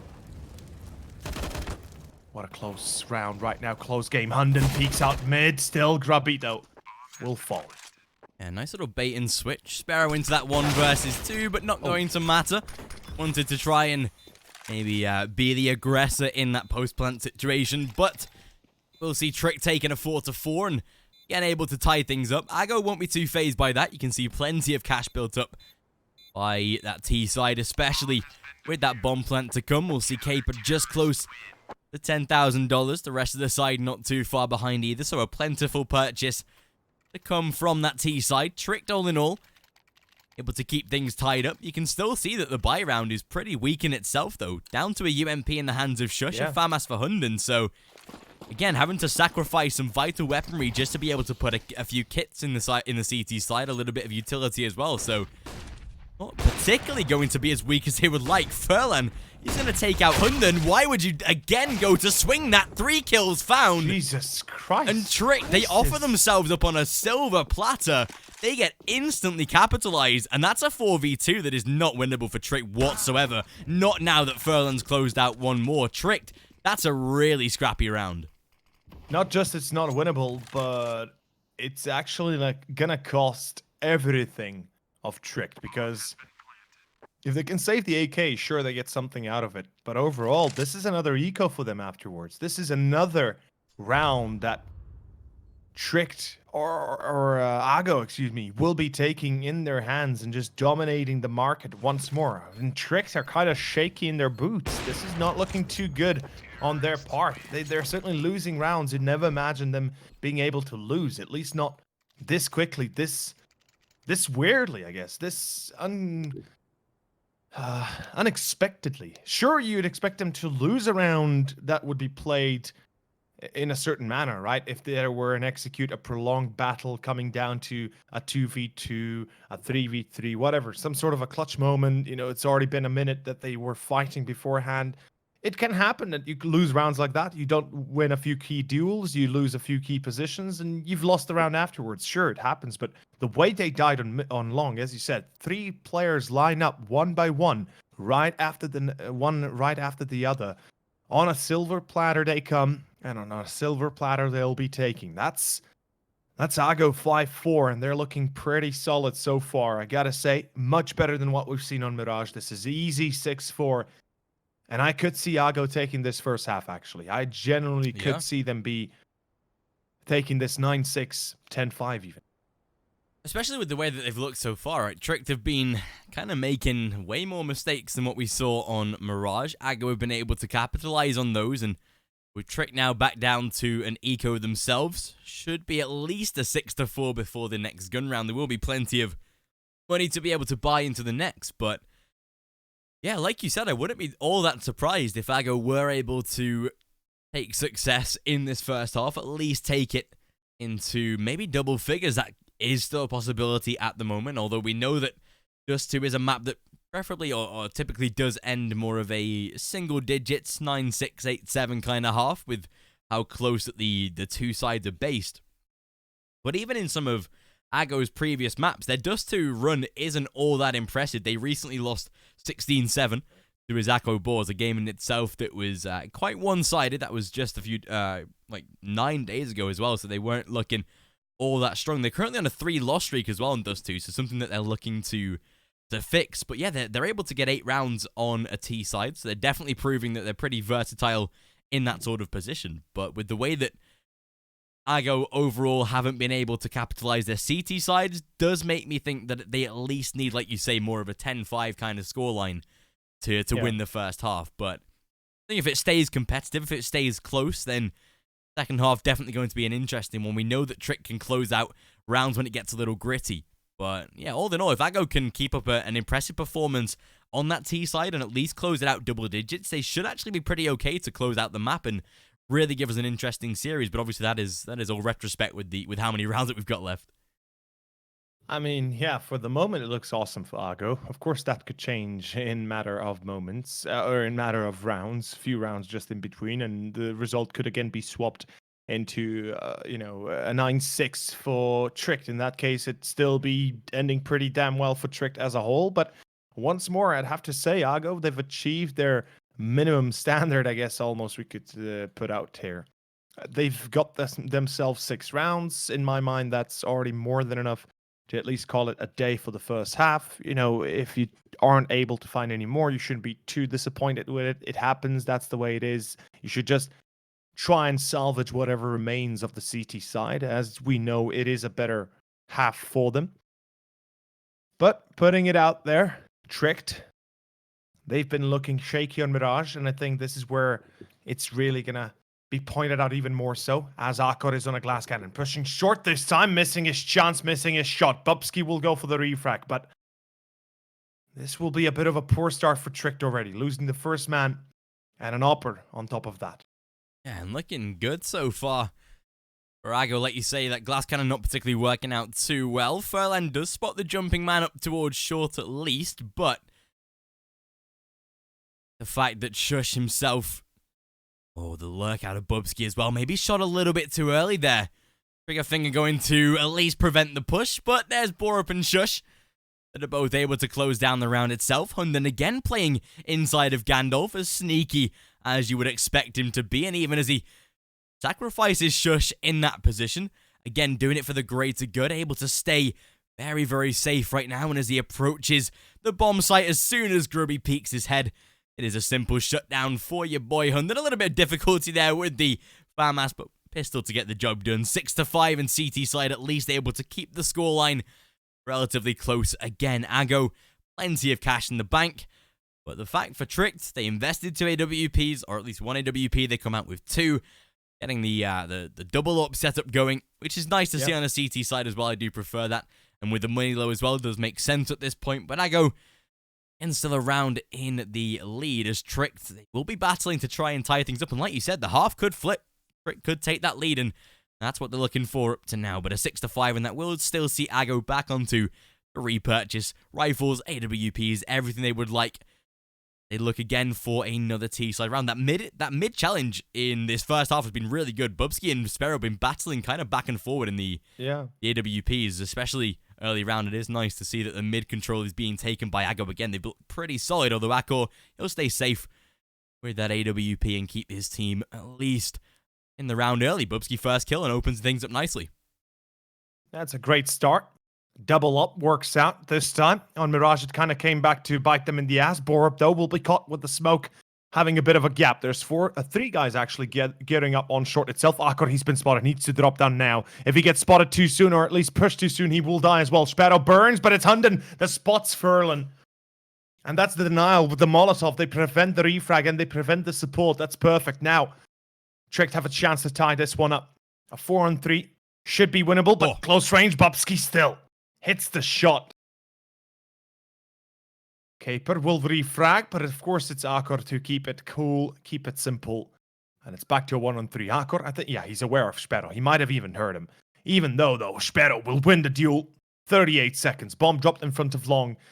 And Tricked have no idea about the bomb being dropped, though. That's actually a bit of an issue, because now Tricked could be pushing in before premature. Oh, wait, Bubsky spotted the bomb. Never mind. Yeah, really good timing, actually, as he just realized, Couldn't be better, honestly. That's the round gone. Bubsky will find the final nail in the coffin.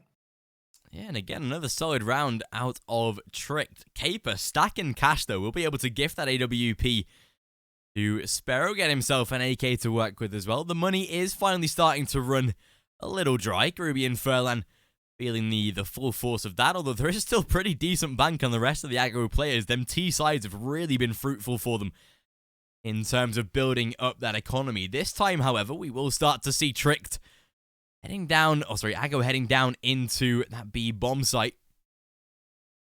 We'll be looking for that, nice first shot, Bubsky. He'll be able to close out not one, make it a second. There's the third. Secondary AWP. He'll be looking to really hit home. A very, very simple 3k for him. Lost no HP whatsoever. I think that's going to be the round itself closed down, 7-6. There shouldn't be a way for Ago to come back into this one, and Trick, they'll be reclaiming a long-lost lead that they've been searching for in this first half. Indeed they will, pulling themselves together.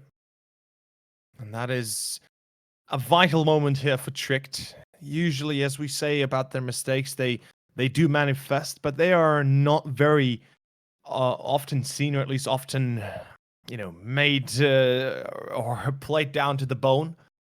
The bigger issue I'd see here is if they wouldn't be able to at least close out this half with them being a single round difference between the two teams, or if they were to completely lose it and Ago taking it 9-6, for example. That'd be, I think, a big blow to their morale, to their current overall mentality, and it could be the downfall of them on Mirage. But that's all speculation. That's obviously still all dependent on how they feel, how it all turns out, and that's a long way to go that kind of way still. Sparrow and PHR 2v4, and they're looking to save what they can, looking to keep together what they can. Pretty much not anything or not much they can do about it anyway.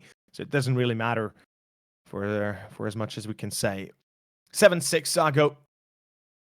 They have an AK from PHR. They can buy an AK on Caper. Grubby or Furlan, one or the other is going to have to play with an SMG, but it's a buy, almost certainly, as we can see so far. Again, it's going to be Aggo still being able to work off of the back of a little bit of economy that they have had saved up. That AWP and AK to be kept over, of course. A couple of pistols and Kevlar to be invested, but they will be saving the majority of that bank for the final round of the first half. The chance for Tricked to take the first half victory now, though, and go into that at least minimum 8-7 with a 9-6 on the horizon. But that all, of course, depends whether or not they can shut down these two rifles that Aggo have brought to the field. Was Sparrow. He'll get tagged early down to 6 points of health. That will see him very quickly diminished. Might even be getting ready to then Aggo to pick up the rifle upon his death, although with this time Aggo looking to dedicate towards short. All 5 players looking for that push. They do have a little bit of smokes to work with, that one Molotov as well that should be looking to either force out the ramp player of bo3, or maybe flying onto site itself if they expected a man to be there. But 50 seconds on the clock. Aggo will now start to fully commit. There is a flank coming through from bo3, which could get a little tasty. But it's bo3 able to open up the round this time again, finding himself a 2k molly, burning him alive, but with Hunden inside of Goose, will be able to remain safe for now. Bomb to be planted at least, or should be. Shouldn't be surviving too long after it, and there's bo3 to get things done. 8-6 and Tricked. They will be closing out the first half at least with a victory, but it all comes down to what Aggo can do in that final buy round of the half. Yeah, the plan was vital, and it gives them the extra bonus money. It gives them a bit of a boost morale, if nothing else. 8-7 can definitely be a possibility, and an ending I could see for Aggo. They've been successful up to this point. Why wouldn't they be able to take at least the last one as well? But the double up kind of scares me a bit. I have to admit that currently with bo3 being the secondary op, I had a few doubts here and there at the start of the first map. Once they picked it up in the 3rd or 4th round, it was a bit shaky, immediately lost. But they were able to kind of stray away from it on Mirage, realizing perhaps it's too much to deal with. Here it seems to be working out. And bo3 hiding in the gap of the smoke. Oh my lord. That is a trick I haven't seen in a little while, and it certainly is going to be checked next time by Aggo, but well played out. He spots the player on the top right. He shouldn't be refragging here, or at least re-peeking, excuse me. There's no need to try and die right now. Just play it safe, get the hell out of there, and if you got yourself a pretty nice saving grace to work with, that will be a great entry, for Tricked, and they should be happy with the way it all went down. Yeah, especially considering that they were on the back foot in that first half. 6-4 was the scoreline at one point, and Tricked, they've been able to silence Aggo for those now preceding rounds. A beautiful gap in the smoke that Shush will look to manhandle, and definitely does. Closing down Groovy. 4-on-2, and the final 2 players to head toward long, but with Akor primed and ready. Beautiful flash to keep him fully blind, and not a lot that he can really do. He does get caught venturing inside a CT, but with no damage to be done, and a beautiful peek to swing. There's Hunden to close things down, 9-6. And honestly, a great resurgence out of Tricked in that first half to take the victory and to close it out in such a solid fashion as well. Could have been 8-7, could have even been Aggo finding that success in the first half. But yeah, very, very calm and composed to make sure that it went in their favor. Indeed, that is true. And on top of that note, I guess we can say that Tricked, if nothing else, they successfully closed it out with 3 rounds difference. And I have to admit, with them having the 9 rounds on CT side, I'm fairly certain we should be seeing a pretty dominant T side and a closing series after that, or ceremony. Yeah, for sure. And with a short commercial break to come, we'll be live in around 40 seconds. We'll be right back.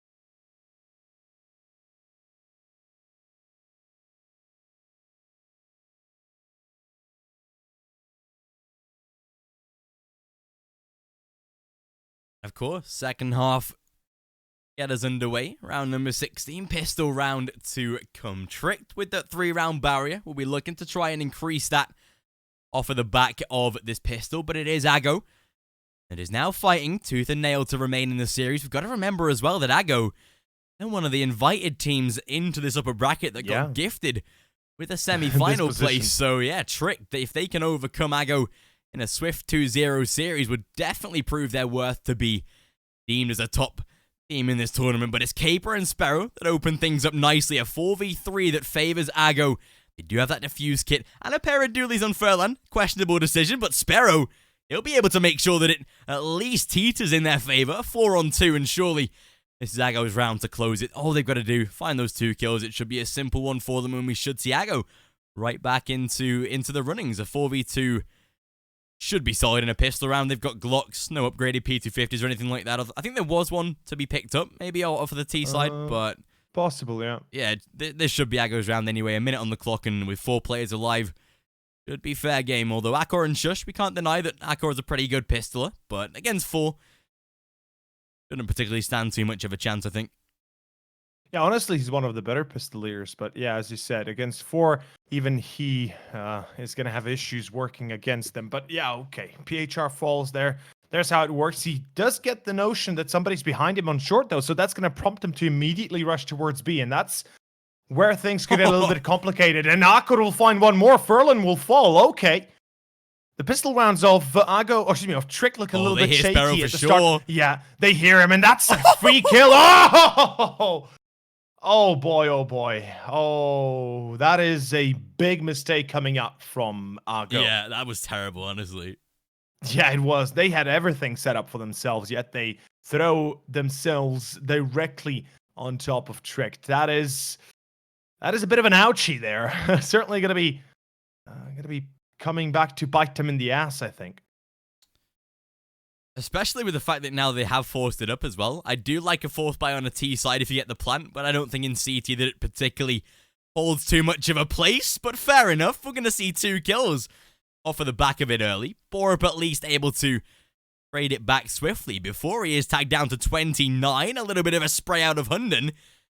Does at least damage Furlan to 14. We'll go for a secondary peek as well, and with the nice little bait and switch of the molly, Hunden will burn Furlan alive into a 1-on-2, and PHR with the CZ in hand shouldn't be getting too much out of this. He only has 24 bullets to work with, but definitely can maybe look to secure himself a picked up rifle, although I think they might be a little aware of the long flank to come. Akor toward Car, Akor toward Car and Hunden on ramp. They should have this pretty locked down, even with the Galil in the hands of PHR. Will find a first. If he checks Car, this is sure his interaction to take. He actually does swing it as well, but Akor with the Krieg able to come out on top. 11-6 and should be 12 now that Aggo are down to their eco. Yeah, that's pretty much best case scenario here coming out of Tricked and Aggo. They had a chance, they failed it, and it will not be repeating itself again, or at least Tricked will not be giving that chance to them again. And as we can see, it is going to be Pistols and Kevlar. Aggo 12-6 coming up most likely. I don't see it any other way.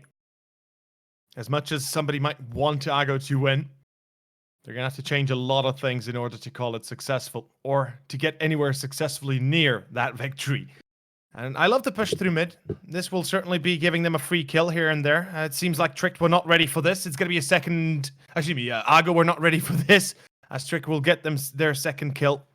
But it's an eco round, and it doesn't really matter. 12-6 coming up. And Tricked... Well, I guess this is the progression we were waiting for to start on this second map. It is their map pick after all, and I expected nothing short of this, basically. Yeah, for sure. Me too as well. Aggo looked a little scary, I think, in the first half where they're able to string some rounds together, but Tricked have really started to hand it to them now at the closure of the first and the beginning of the second. I love the fact that they send those Mac 10s down mid as well, like you say, because they know they're against pistols. They used it as a nice little money farming scheme. They get themselves plenty of cash. They'll even keep the Mac 10s for this round as well. Maybe a questionable decision, but if it works, then yeah, this definitely could be interesting. Aggo, they bring out a double AWP. Furlan going to get tagged through the door as well. That's going to see him down to 65 very early with the nice spray out of Akor. This is Aggo's round to win, though. They on paper, have better weaponry, and they look to try and win their first CT round. Especially if they can do this, puts them in at least a more safe position. But Yeah. if Tricked somehow are able to overcome, like bo3 is looking to do, and not only is that going to be a 13-6, but questionable whether Aggo will be able to secure any more rounds on this map. 14 is surely to come off of the back of the eco. They are money broken right now, so this is a must-win round for Aggo to really stay in the run-ins, or else this is going to be Tricked putting them up to at least a 14 and 12 off of the back of that eco. So Aggo, they have to be on top form. 2 on each site. I like it, not putting a man inside of mid, bolstering up the bomb sites themselves. Sparrow at least to be challenged toward ramp, and Mac 10 even to take him down. That's just that's embarrassing in itself in a gun round like this, and that's a 5-on-3 that might just see Aggo going for a save. I don't want them risking these rifles, and they're definitely not going to do so. Nah, it's 100% safe coming out of them. There's no point in even attempting this. There is very little chance they would even be able to retake this if they tried. And I mean, they've got the op, they've got the 2 rifles that they're able to keep them alive and transfer them into the next round. Perhaps do something with that, buy up there and the here and there, and make something with that. You know, things could look to improve. But at the moment, the way it's all been going, the way it's all been turning, I have a very distinct feeling that this might just be the ending of it all. I mean, if we're completely honest, Kieran, they've come a long way, but it seems like they won't get any further. 6 rounds, at least it's something. At least it's some sort of a consolidation, I guess. But they'll have to accept for what it is, the fact that Tricked is still looking to take this easily, and they already are, basically. Not even looking to. They've already taken this easily. I think this is really unfortunate for Aggo as well, coming in as the invited side and having to play against probably the hottest team in this tournament right now. It's really unfortunate that they've been sort of gifted a semi-final place. Like, you have to win 3 best-of-3s to win $18,000, but yet they come into it, it's like, oh, we've been invited to this tournament. We have such a solid... Wait, Tricked? Oh, okay. Oh, shit. Yeah, exactly. It's like, you're sort of gifted in one side of it with the invite, but then you have to play a side that's just come back off land that are gelling so perfectly well. It's really unfortunate for Aggo, and I think they've obviously will have their chances, drop down into that lower bracket and look to battle again. But yeah, with Tricked and how good that they've looked, like you said, I kind of agree. We shouldn't be seeing too much more out of this side in these potential final few rounds. Furlan at least does have that AWP to work with. Beautiful damage done on the crossover toward the ramp as well, and that's a good first shot. Sjuush at least able to return fire and back down into a 3v3. 55 on the clock, and as Sjuush, let's see, dismantle the AWP. 3v2 bomb to be planted, and shouldn't be getting too much out of this, especially with Caper onto a Deagle. So 14-6 for sure, and it's last chance saloon for Aggo coming into their final or potential final purchase of this entire series. Pretty much so. I mean, Aggo, they've got one more buy. That's it. That's the final huzzah they'll be having for themselves. And I've been disappointed pretty much throughout the entirety of this best of 3 about them. They haven't really given us something to hope on, or at least to have some sort of hope with them. Overall, it's just been a simple clean-up, bang-up job by Tricked. And again, it comes down to Tricked making those mistakes when it comes to losing rounds. It's more on the part of Tricked doing a few foolish errors here and there, running into foolish positions, letting themselves be exposed to certain elements of the game that pretty much diminishes any chance you might have had of winning the round. And that's pretty much the only thing I see is the issue. And as you've mentioned, Aggo, even though they're invited as one of the prestigious teams into the Final Four, with the Final Four slots being filled up with one of them, they are having one of the worst possible starting best of 3s you could probably hope for. And even when you point out with the LAN experience of Tricked, I wouldn't say it's much of a problem with them being on LAN and having that group effect, that effect when you join a team together for a week and they practice. It's more about the fact that every time Tricked play, they seem to improve by enough that not many teams can catch up onto it, but they yet still remain close enough that you're completely unfazed by it, or completely unprepared for it. And Furlan, well, he's going to be shutting down this attempt through short. Tricked, just as I hyped him up, they lose a round by the looks of it, or at least they should be losing the round. It's a 4-on-2. and make it a 4-0. 14-7 for Argo, or for Tricked. But this is a long way from home for Argo. Yeah, and that's the scary part, right? Whilst they've been able to get themselves the 7th round on the board, we saw that on Mirage as well, when it ended 16-8, with how good that Tricked were able to close out the map. Although, yeah, Argo, we can definitely see again a chance for them to make a fair few more rounds in the sort of drawdown of the second map, but Tricked a single round away from guaranteeing at least that overtime to be confirmed. They'll be looking to get that pretty much wrapped up and done in the next couple of the rounds, although I go back onto again their double AWP. They'll be challenging early towards mid. Akor the first to fall, a nice interaction again. That's the one thing with Dust 2, as long as you find that early kill toward middle with the AWPs, that does shut down a vital aspect of your round. If you wanted to head towards B tunnels, you might send your AWP in first for the back box. PK long definitely requires the assistance of an AWP, so nice that they're able to take that down at least in the early phase of the round. Although Trick, they will digress and divert toward short itself. Sparrow seems again to be readily prepared for this, but a flashbang this time to force him away, and in a 5v4, right now the chance for them to make a refrag, but overall Ago holding cards close to their chest in this 5v4, and with plenty of time for Ago to sit back and wait. They'll be looking at least pretty comfortable now. Caper toward blue box. I love this position. Tricked should be checking it, although it usually is good for a kill or so. So we'll see what happens here. And 55 on the clock, they'll now start to go for that little bit of aggression. Do they check this vital position? Surely though? they do. Yes, they do. Shush. At least to gain the info. Hunden to trade it back, but still the man advantage in the hands of Ago.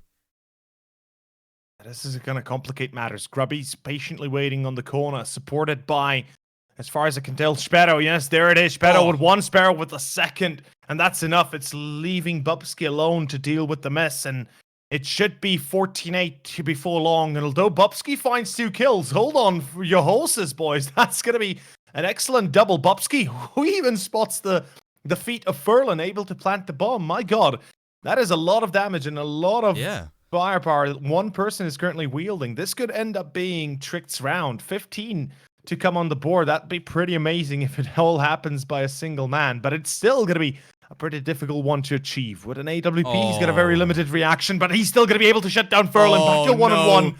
Oh boy, this is where it could go down badly, and it's Bubsky. He misses the first shot. PHR knows he's in Gattle. He hits him. Doesn't get the kill, though. Oh boy. That could have been a whole lot of different. That's insane damage done by Bubsky to consider that he was that last man alive as well. Even though Ago take the round, it feels a little bit like a loss. I'm not actually too sure how that was not a kill, considering that there was body exposed, but definitely must have gone through the box, unfortunately. If it didn't, would have been a clean kill to finish, but yeah, unfortunately that time the CS gods were on the side of Ago to close out that round. Tricked still able to rebuy, of course. Ago will be looking to do the same. Keeping that double AWP setup alive as well is always nice to work with on that CT side. It seems like Ago, they'll be switching things up this time, however, heading inside of middle. Furlan to miss the first initial shot, but surely Grubby's position will not be checked. At least a trade out by bo3, but Furlan is there to reply with one of his own. The best thing for Ago right now is they're keeping that man advantage in their favor, and as PHR to close down 2. That should see the round finished off, and exactly so. 14-9, and Ago, they're starting to really make some CT rounds in their favor now. Yes, they are, and by the looks of it, we'll have a rebuy by Tricked, and if this goes poorly, it could just be 14-10, and not just that, 14-11 behind it. Ago, they're starting to rise from the ashes. They are the phoenix we were waiting for, and right now, with an SG on bo3, nothing on Akor. Well, 3 AKs left on the rest of the team. Tricked is a little bit limited in... Oh, what? Sparrow? Wait, he killed him across the middle. Oh, now Tricked have a men advantage before they even have to shoot with anybody. Bubsky, though, alone on long, going to be cut by Caper. That's a horrible start for Tricked if it goes down like that. Grubby blinded out, yet not dead. And Ago, at least get the saving grace of Bubsky dying. Akor spraying through the doors. Grubby get a reply. 11 HP for Grubby, 25 for Akor. Seems like a worthwhile exchange. Furlan will shut down Akor, though, and Caper. This is the flank that we've been waiting for, and this is the round gone. They don't even expect it.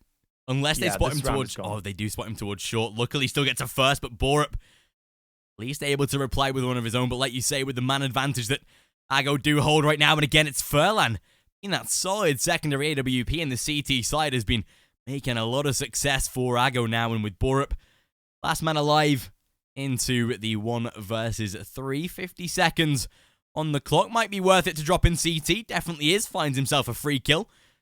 Back into a 2v2, but with the lack of HP on his side and the fact that his legs are visible before he even spots Groovy, a simple kill to make 14 to 10 and double figures, like you said, but definitely the possibility of that 11th to come now, considering that Trick, they're down to pistols and Kevlar, shouldn't be investing all too much into this round themselves. And this really puts Ago in a perfect position right now. They've grinded 5 rounds or so, 4 rounds to get back into this position, and they're really starting to at least make a little bit of momentum in their favor now. Yeah, the impact is starting to be felt by Trick. The eco is here. We've got a few grenades here and there to be used if they want to execute a site, but the entry once more lost. Akor will fall. PHR, there's the high flash. It should be easy here for Ago to clean it up. Syash, nice one on PHR, but it's not going to change the outcome, which is still a win here for Ago. And okay, Hunden gets away with another frag. But yeah, again, this should be the final they get. There shouldn't be more damage dealt. Ago, of course, as expected, clean it up. Coming a bit closer, though, to the site, and at least closing the gap in between the rounds, Ago, they're able to pull it down to the 3-round difference. It is starting to look pretty poor for Trick, the way it's all been going, the way they've been losing their gun rounds even. Seems like they're losing a grip on themselves, and it's certainly not doing them any justice. And hold on that thought for a second. Furlan, I thought he might have wanted to peek through that smoke, try and get himself a bit of an advantage. Gonna be denied instead, or at least just gonna run away. I love the fact that Trick do slow it down finally. They're still attempting this lower take through mid, so they're trying to get themselves into an excellent mid position. But will it work out is a better question. It's like the 3rd time they've tried this, and about out of 3 or 4 times, they failed 2 or 3 times. So we'll see if it goes through. This time, like you say, with Tricked again wanting to show signs toward middle at least, that will begin to sway a little bit of the attention from Ago. They do have Furlan aggressively posted inside of tunnels, but shush, look how passively he's playing. Like you say, Trick, they've slowed this down massively right now. I'd really like to see that. They've realized that the pace at this point is probably not going to work for them. They really have to start to adapt, start to change. It's maybe taken 1 or 2 rounds too many, but now that they do slow things down, they're able to at least grasp a better understanding of the round itself. 40 seconds on the clock, and it seems like this time, Trick, they'll be hitting toward the A site, although kind of a scary prospect considering there are 3 players in close vicinity to the site. There is only Groovy on the site itself, however. The final 2 toward long, so if he falls first, and exactly that really opens up the A site for the taking now. With Groovy completely out of the equation, and the final 2 Ago players that are toward this A site inside of long, again, we should be seeing a site or a save out of Ago themselves. They shouldn't be trying this 5-on-4 retake, even with the weaponry that they do have, because they can save this into the next round. But shush, no catch onto PHR. That definitely will now cause a save for Ago. They can carry that AWP over, a couple of rifles to come through as well. But this is 15 to 11 and Tricked. They've finally broken the cycle. They've broken the curse of that Ago momentum, putting that 15th on the board and at least guaranteeing overtime. The money isn't as strong for that T side as they would like it to be, so they want all 5 players to go into the next round, but that does seem like the case now. And series point for Trick. They've finally made it here, and only 1 more to close out the series. Although Ago, they are still in close contention. They can still pull this back, but again, we've now got that prospect of like a similar Mirage situation. It's a single slip-up out of Ago that gift the game to Tricked at this point. Yeah. Once more, it's the same position they were on Mirage, right? They were losing pretty much everything up until the 15th on Tricked. Then they were able to pick up 2 or 3 rounds, but it still didn't help them too much anyway. And by the looks of it, there at least is a proper buy on the side of Ago. They've got that going for themselves. Long control again and going to be exerted by Ago. And I love the fact Tricked is doing the same thing again.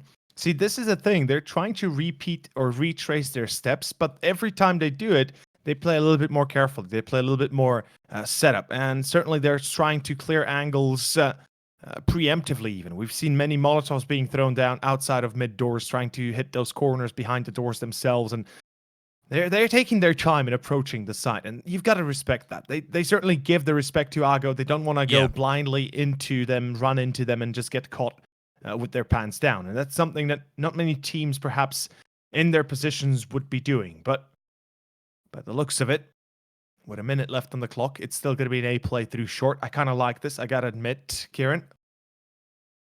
Argo do only have 2 defenders on site. But the unfortunate position is Caper has the flank and he has the information. This should be a rotation coming up from Argo pretty soon. And now with that smoke on short to all but confirm that it is going to be a site take that they're looking for, it's Sparrow that's inside of the smoke, able to deliver for 2, make it a 3rd. Unfortunately, not able to land the 4th to close the round entirely. Shush at least able to make 1 more in his hands though, but he's battling inside of PHR. There's the shutdown. Again, Argo, they're able to grind things back, able to make sure that, again, they're staying in this game.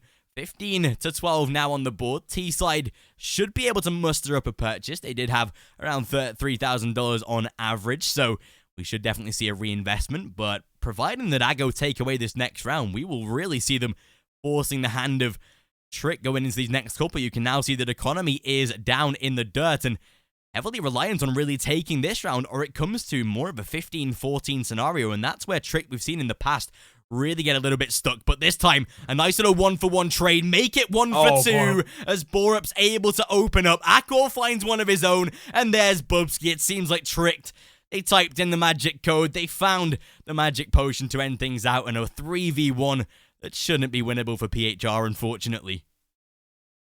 Yeah, I mean, PHR, this is a tough task ahead, but unfortunately, it seems like an impossible one as well. bo3, the ops, Yash and Akor, I mean, it's double up even, as you could say, and PHR, he gets the first. That's 1 of 3, and unfortunately, that's the only one he's going to be getting. 16-12, final score, and Tricked will take down Argo. Convincingly, but not convincingly enough for me, because if it does go down to the next best of 3, and it is going to be either Avangard or XCOM they'll be playing. Now, both teams arguably not exactly the best and could be rivaled against Argo, but overall, it didn't look as good as you'd imagine it being for Tricked. But yet again, they were able to win it in the end, and if nothing else, they've given us hope to hope for them, as they definitely are aiming for the top 2 spot. Oh yeah, for sure. I think that's one thing that we can guarantee that Tricked will be having a pretty good time with, and now that they have taken that first upper bracket semi-final win, that now puts them in a really good position. They'll advance, upper bracket quarterfinal. They will now head into that upper bracket semi-final to be able to battle once again, like you say, with the winner of Vanguard XCOM. We see that game tomorrow at the same time as this one, 20:55, or basically 9 p.m. Central European Summertime. With that being said, with the way that Trick, like you say, were able to close out that series in a pretty confident fashion, we did see, again, some mistakes coming through that maybe we saw a couple of months ago, but online there's always going to be that element of the RNG, the randomness, some things that slip up again here and there, but yeah, overall, I can definitely concur, a pretty convincing series out of Trick themselves. But with that being said, that does conclude our broadcast for the evening. We'll dip out, we'll bid you farewell, and we'll catch you all tomorrow for Vanguard XCOM, as we mentioned. Nice couple of games to come in the next few days as well. Aristocracy, Chaos, one of those being a really interesting game with how good those polls have been doing. But with that being said, we'll sign off and bid you farewell. If you want to follow us both on Twitter, for myself at Vortex Kieran and for Tio at Overseard. With that being said, that's it for the matches. Thank you all for watching, and we'll catch you all tomorrow. Peace. Bye-bye.